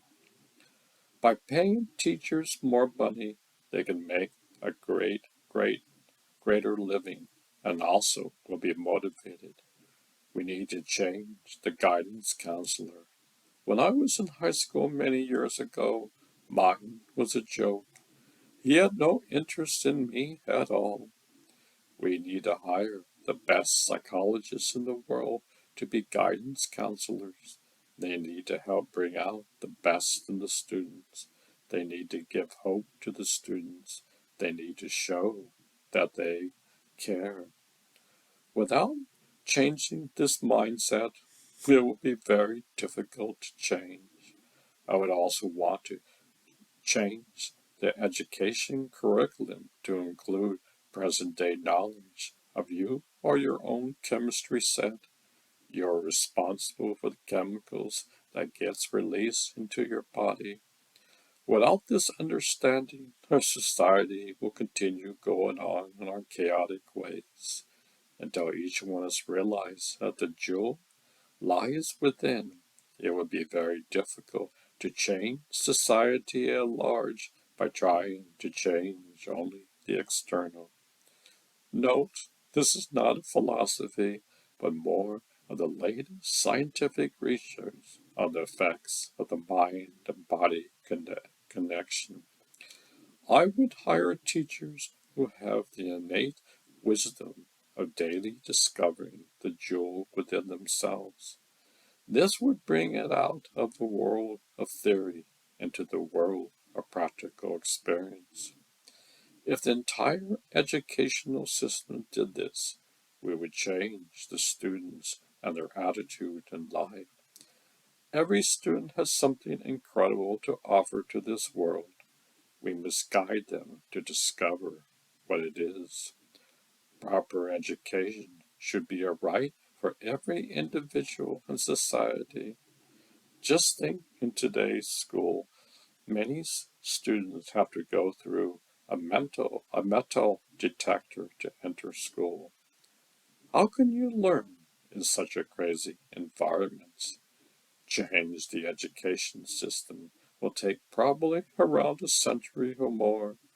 The main mindset that has to change is to only look externally for the answers. When a society starts looking both externally and internally, this will change everything around. There's so much politics involved in the current education system. The way the money is allocated, the schools that certain students can go to, district problems, the list goes on and on. Without kindness coming from within, wisdom can never take place. One needs to combine wisdom and kindness to promote a better system and systems in this world. Homework in Finnish schools. How many parents are bracing themselves for nightly battles to get their kids to finish their homework every year with the beginning of a school year? Thousands and thousands of them, though not in Finland. The truth is that there is nearly no homework in the country with one of the top educational systems in the world. Finnish people believe that besides homework, there are many more things that can improve child's performance in school, such as having dinner with their families, exercising, or getting a good night's sleep. Do we need homework? There are different homework policies around the world. The Organization for Economical Cooperation and Development keeps track of such policies and compares the amount of homework of students from different countries. For example, an average high school student in the U.S. has to spend around 6 hours a day doing homework, while in Finland, the amount of time spent on after school learning is about 3 hours a day. Nevertheless, these are exactly Finnish students who lead the world in global scores for math and science. It means that despite the belief that homework increases student performance, Olaf graph shows that the opposite. Although there are some exceptions, such as educational systems in Japan, South Korea, and some other Asian countries. In fact, according to NOAA, the more time students spend on homework, the worse they perform in school. French educators' approach shows that the world that when it comes to homework, less is more. It is worth to mention that the world has caught on to this idea, and according to the latest OECD report, the average number of hours spent by students doing their homework decreased in nearly all countries around the world. So what Finland knows about homework that the rest of the world does not? There's no simple answer, as the success of educational systems in Finland is provided by, by many factors, starting from poverty rates in the country to parental leave policies to the availability of preschools. Nevertheless, one of the greatest secrets of the success of educational system in Finland is the way Finns teach their children. How to teach like the Finns? There are three main points that have to be mentioned when it comes to the success of educational system in Finland. First of all, Finns teach their child in a playful manner and allow them to enjoy their childhood. For example, did you know that in average, students in Finland only have 3 to 4 classes a day? Furthermore, there are several breaks and recesses, 15 to 20 minutes during a school day, when children can play outside, whatever the weather. According to statistics, children need physical activity in order to learn better. Also, less time in the classroom allows Finnish teachers to think, plan, and create more effective lessons. Secondly, Finns pay higher respect to teachers. That is one of the most sought after positions in Finland, in the position of a primary school teacher. Only 10% of applicants to the teaching programs are accepted. In addition to a high competition, each primary school teacher in Finland must earn a master's degree that provides Finnish teachers with the same status as doctors or lawyers. High standards applied to applicants for the university teaching programs assure parents of a high quality of teaching and allows teachers to innovate without bureaucracy or excessive regularization. Thirdly, there's a lot of individual attention for each student. Classes in Finland are smaller than in most of other countries, and for the first 6 years of study, teachers get to know their students, their individual needs, and learning styles. And there are some weaker students, they are provided by extra assistance. Overall, Finnish education system promotes warmth, collaboration, encouragement, and assessment, which means that teachers in this country are ready to do their best to help students, but not to gain more control over them. The combination of these three fundamentals is the key to success of any educational system in the world, and Finns are exactly those people who provide, by way of example, that less is more, especially when it comes to the amount of homework. Why do Finnish pupils succeed with less homework?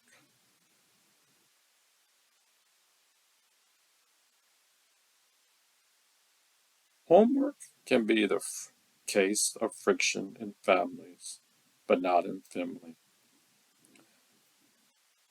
How do Finnish children spend less time in school, get less homework, and still come out with some of the best results in the world?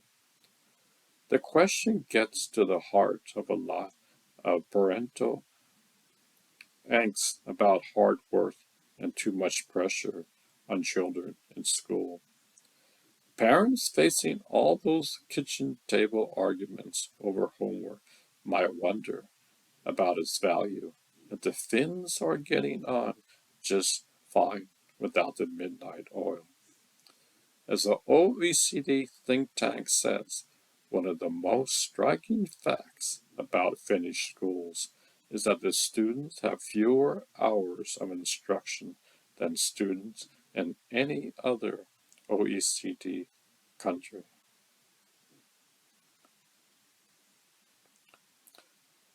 Finland's school system is highly performing, but pupils spend relatively few hours in school. But children in England and Wales are still toiling away in school in the middle of July. The Finns have already been on holiday for 6 weeks and a summer break that lasts 10 to 11 weeks. And completing this picture of less is more, Finnish children do not, in theory, have to start school until they are 7, although most will have been in classes from an earlier age. But when it comes to the international PISA test, Finnish is in 6th place and the UK is 23rd in reading, and Finland is 12th and the UK is 22nd in math. Another set of OECD global ratings last year put Finland in 6th place for math and science. So what's going on? How do the Finn system do start later, have fewer lessons, and then finish ahead? Finland, as part of its centenary commentaries next year, has had a project to share about what works in the schools with other countries. Sakun Taminen, director of the Herd Ed project, says parents in Finland don't really want longer hours in school. He says there is a holistic approach to education, with parents wanting a family friendly approach. Why Sean wrote this article? We asked readers to send the BBC Corporation their questions on schools.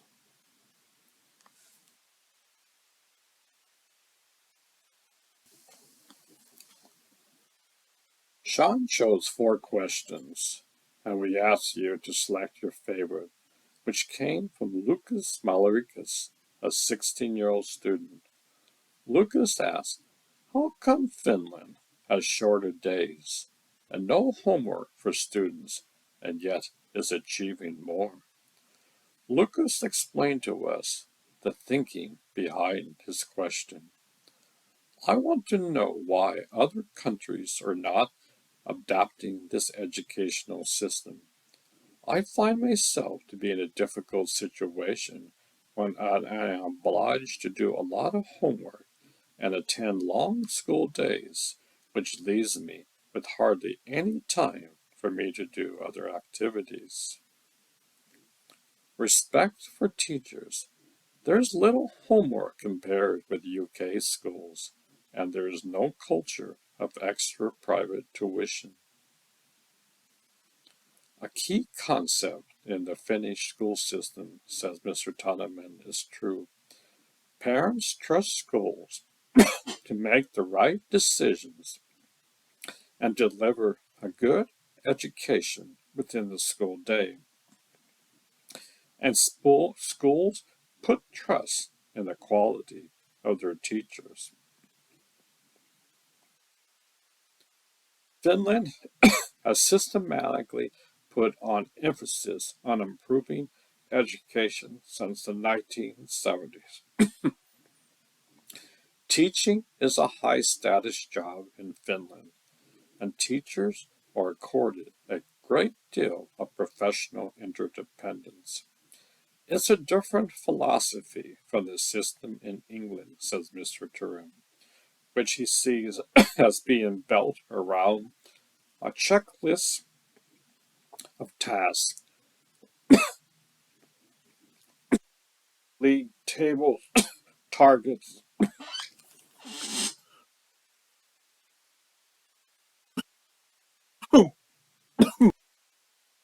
He describes the amount of testing as the tail wagging the dog. Before making any assumptions that the laid-back Finnish approach must be the way forward, you could just as easily look to the educational hothouses of Singapore or South Korea. The children also do better than those in UK schools, where an entirely different culture approach based on long hours and relentless pressure. Long-term planning. This raises the question as to whether school systems, rather than shaping the next generation, simply mirror the society that's already there. And in the case of Finland, Mr. Turnham says the Finnish school system is inseparable from the culture within it serves. He says it's a socially cohesive, equitable, and efficient society and gets a consistently reliable school system to match.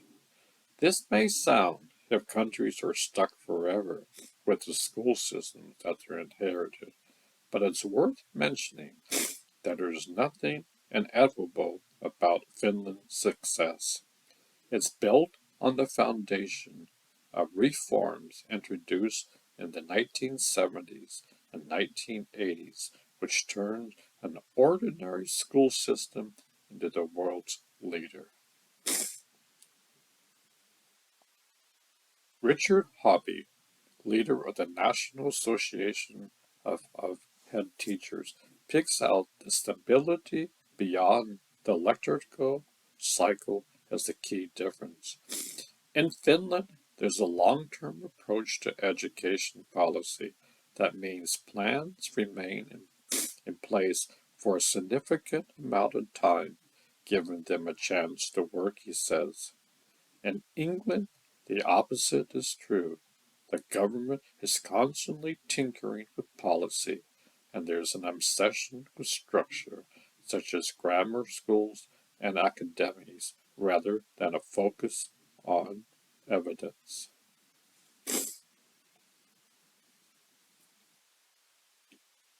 By the beginning of June, schools in Finland are in summer holiday, but there are no signs of cutting back on days or hours in the UK. England, Wales, and Northern Ireland are already above the OECD average for the number of days taught. And in England, this year's budget, in fact, promises extra funding for extended days in secondary schools. Pupils in England already get an average of 150 hours extra teaching per year than their French counterparts. Homework works. The OECD's education director says extra hours are linked to better results. You teach 1 hour science more per week, and you will see that reflected in higher average scores, he says. But that doesn't mean it's going to be enough to catch up, because countries such as Finland, he says, can deliver greater value in learning in fewer hours. There is another big question raised by the balancing act between quality and quantity. If there were shorter hours and longer holidays for schools, what would it mean for working parents and the costs of childcare? There is also bad news on the homework front. Even if the Finns don't need it, research suggests it makes a positive difference. Professor Susan Hallin from the Institute of Education says there is hard evidence that homework really does improve how well pupils achieve. There's no question about that, she says.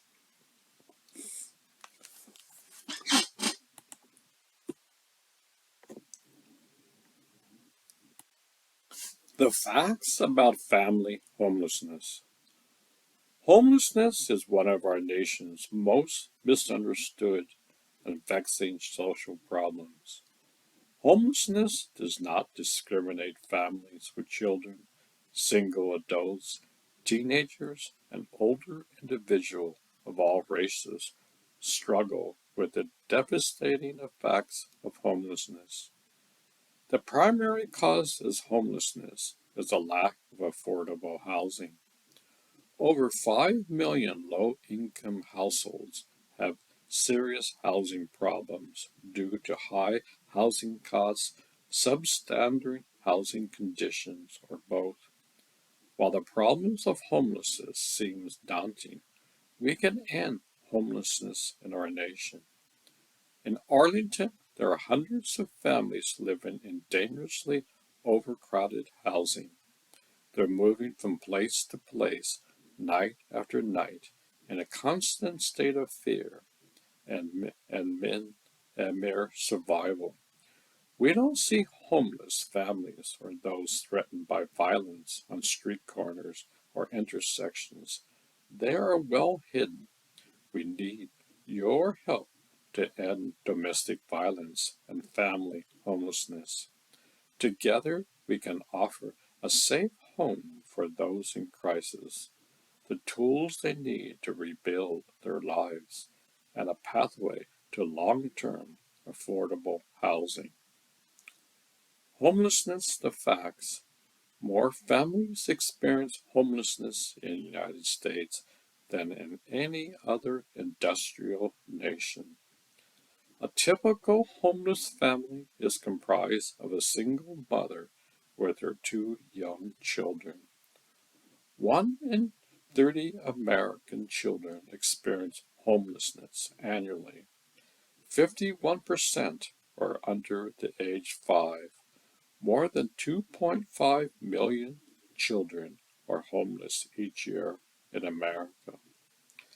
Family homelessness is a growing social problem affecting families in every state.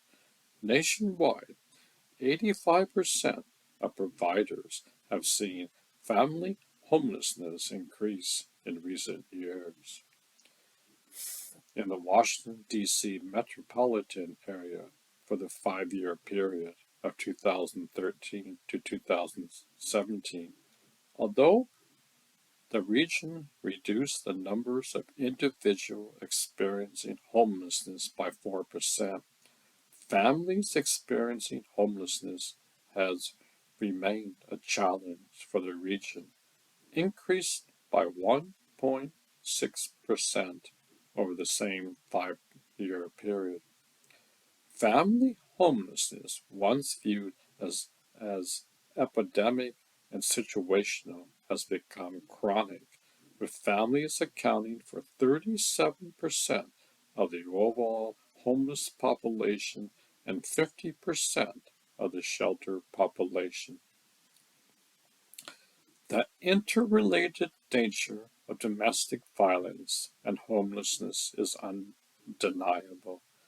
92% of homeless women have experienced severe physical or sexual abuse at some point in their lives, and 63% have been victims of an intimate partner violence as adults. A domestic violence experience is common among youth, single adults, and families who become homeless, and for many, it is the immediate cause of their homelessness. 39% of cities cited domestic violence as the primary cause of family homelessness. Domestic violence is the immediate cause of homelessness for many women and children. Among families that reported domestic violence in the prior 5 years, 88% responded that it contributed to their homelessness a lot. More than 90% of homeless mothers repeat they have been physically and or sexually abused over their lifetimes. In America, up to 1.6 million youth experience homelessness each year. The statistics for lesbian, gay, bisexual, and transgender homelessness are even more shocking, as its groups represents up to 40% all young people experiencing homelessness. Considering that LGBT youth represents an estimated 7% of the total youth population, these numbers are disproportionately high. 1 in 4 renters spend more than half their income on housing. Almost half pay over 30% of their incomes on rent. In Arlington County, a community member would need to work 4.8 full-time jobs, 191 hours per week at minimum wage to afford a two-bedroom at fair market value. Housing is essential to bring in homelessness, but is not sufficient.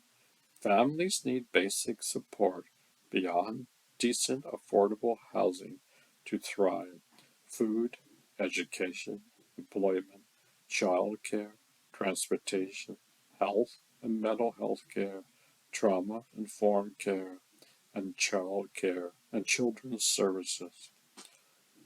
More than 90% of providers agree that services are necessary for families to remain stable, housed, and that services need to provide as soon as families become homeless and continue after they are permanently housed. Beyond addressing their immediate safety and housing needs, survivors of domestic violence requires supportive services that can help them heal from the trauma of abuse and improve their economic security and well-being. Children and homelessness. 1 in 30 American children experience homelessness. They live with or without their families in shelters, cars, and abandoned buildings. Lack of affordable housing is a primary cause of homelessness in families. Often one or both parents are working but not making a livable wage. Additionally, events such as illness, unemployment, accidents, and violence limit the ability to secure stable housing and affordable housing. Family homelessness resources. We create pathways out of homelessness leading to safe, state, and empowered lives.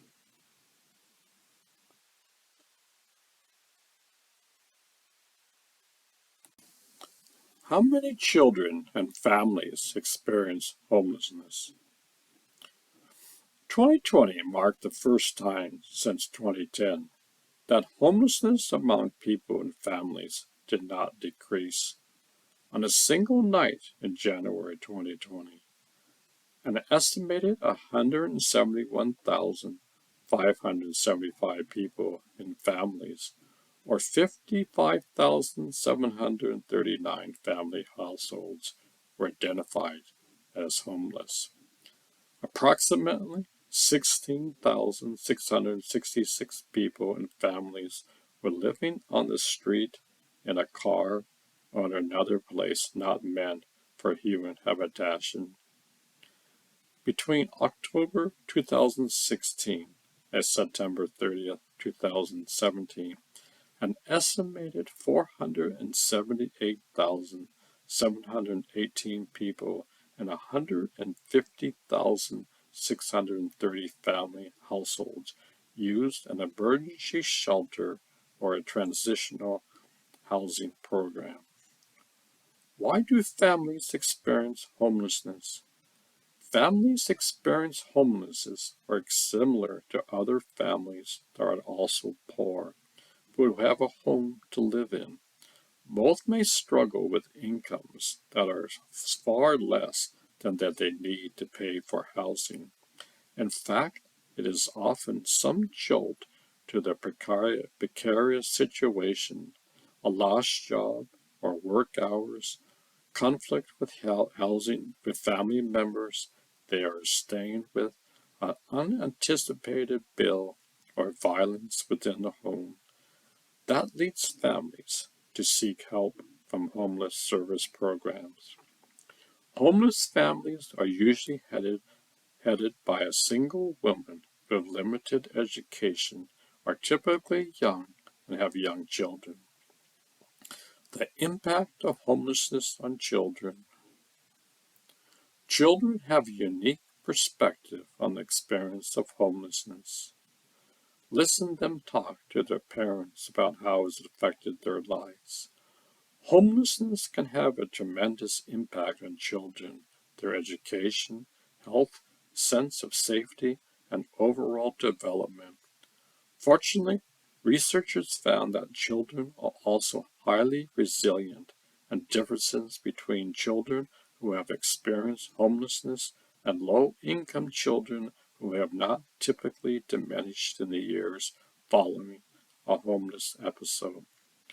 When compared to low-income and homeless family, children experiencing homelessness have been shown to have higher levels of emotional and behavioral problems, have an increased risk of serious health problems, are more likely to experience separations from their families, and, experience more school mobility, repeat a grade, be expelled or drop out of school, and have lower academic performance.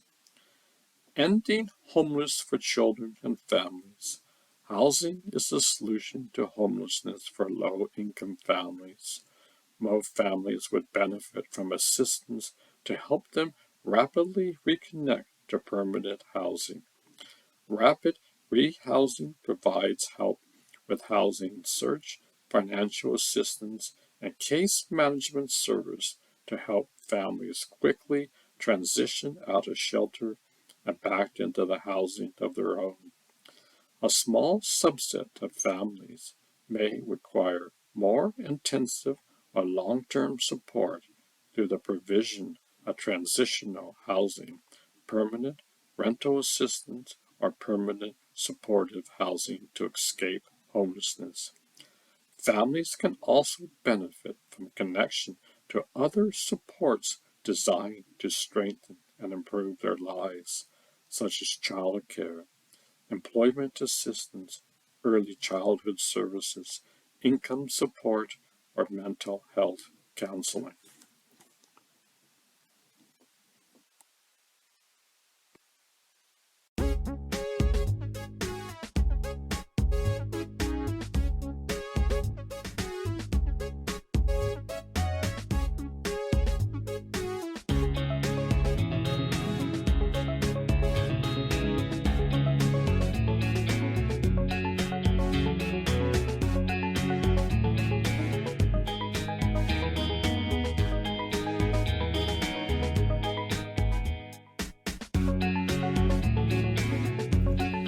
Your body is your drugstore. The art of Taoism has been around for thousands of years. I find it quite fascinating that they talk about the elixir of life. This elixir is not an herb or any external substance. This elixir exists inside of us. In India, they talk about the nectar from God that flows within. Yet here we are taking drugs for our ailments. Each drug has a huge side effect. Now, I'm not saying don't take drugs. I'm saying maybe there is a better way. For example, in China, you pay your doctor when you are healthy. You don't pay when you are sick. Mind you, in modern China, this isn't always the case. But the point is that you focus on balance and harmony. In our culture, everything is fragmented. We don't focus on the harmony of the mind, body, and soul connection. When I was young, I heard about the concept of being in harmony with the universe. To be quite frank, I had no idea what they were talking about. Here's an example of being out of balance. In my junior year, my parents took our family to Yosemite. It's probably one of the most incredible places on the planet. Yet, I couldn't see the forest from the trees. I was miserable. Why? Because I missed the ocean. Now, that's being out of balance. Before we can begin to be in harmony with the universe, let's try to be in harmony with the planet Earth. Currently, man has divorced himself from our precious Earth. We pride ourselves with the technology that we have, yet we are totally emotionally immature with the Earth. Where am I going with this? Imagine if man was in absolute harmony with the Earth. Can you imagine the wisdom that it has? It might tell you that your body is your drugstore. Every thought, whether positive or negative, secretes over 1,500 positive or negative chemicals. Currently, most of America is totally out of balance. Look at the problems today. I used to work for the USDA. I saw my friends taking up vaping. I couldn't believe how much smoke came out when they exhaled. It was at least 5 times the smoke from regular smoking. No wonder there is such an epidemic. Imagine there are drugs existing inside of you that are dormant. In order to receive them, you must be in balance and harmony. In each and every moment, we have the opportunity to be conscious and aware. Currently, we are playing the same tapes over and over again. I can guarantee you that these elixirs of life work better than any physical drugs. Your body has the intelligence to produce these for you. How many people listen to their bodies? How many people monitor their thoughts? How many people dive into silence? How many people monitor their actions? You see, there is a moment-by-moment conscious event. When we are unconscious, chaos exists. Look at the world around you. Does it seem to be in balance and harmony? The question is, do you want to change? Are you content with the current conditions? This isn't just Richard on a soapbox. I'm asking real questions. What do you think? You are your savior. Nobody's going to save you except yourself. All the scriptures point the way, but we must walk on this path. This human body is hardwired to find God within. We are on this incredible journey to discover our true nature. We are out of balance, and yet we can learn how to be in balance. These are exciting times. Millions of people are waking up.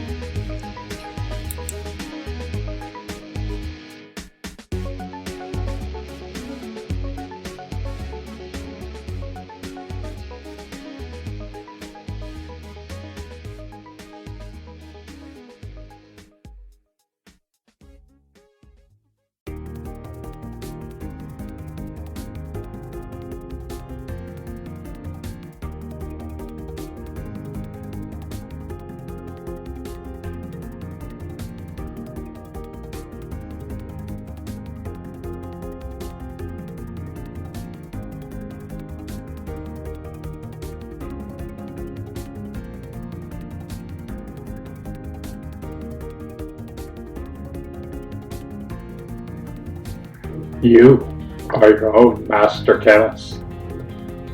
Did you know that Buddhists have been studying the art and science of happiness for thousands of years? They were probably one of the first to talk about that, and you are your own master chemist. Buddha once said that when you get angry, you are drinking your own poison. In the last 30 years, Western scientists are on board with this. They know that over 1,500 stress hormones gets released into the body. Recently, I finished the book, You are your own master chemist. From the YouTube video, I learned that my book was in alignment with the Buddhists. Buddha was probably the best psychologist ever known. Granted, he did not call himself that. Yet they mapped out the states of mind that the Western world was trying to catch up on. Just think, it was only in the 1980s did Western scientists study the science of happiness. The East is thousands of years ahead of us when it comes to studying the mind. Lama Glenn mentioned there are probably thousands of chemicals that exist that Western scientists does not know about. Only in a heightened state of awareness do these chemicals get produced by the brain. Remember, your state of awareness determines your state of mind and body. If you are constantly stressed out, one has no clue about the mind-body connection.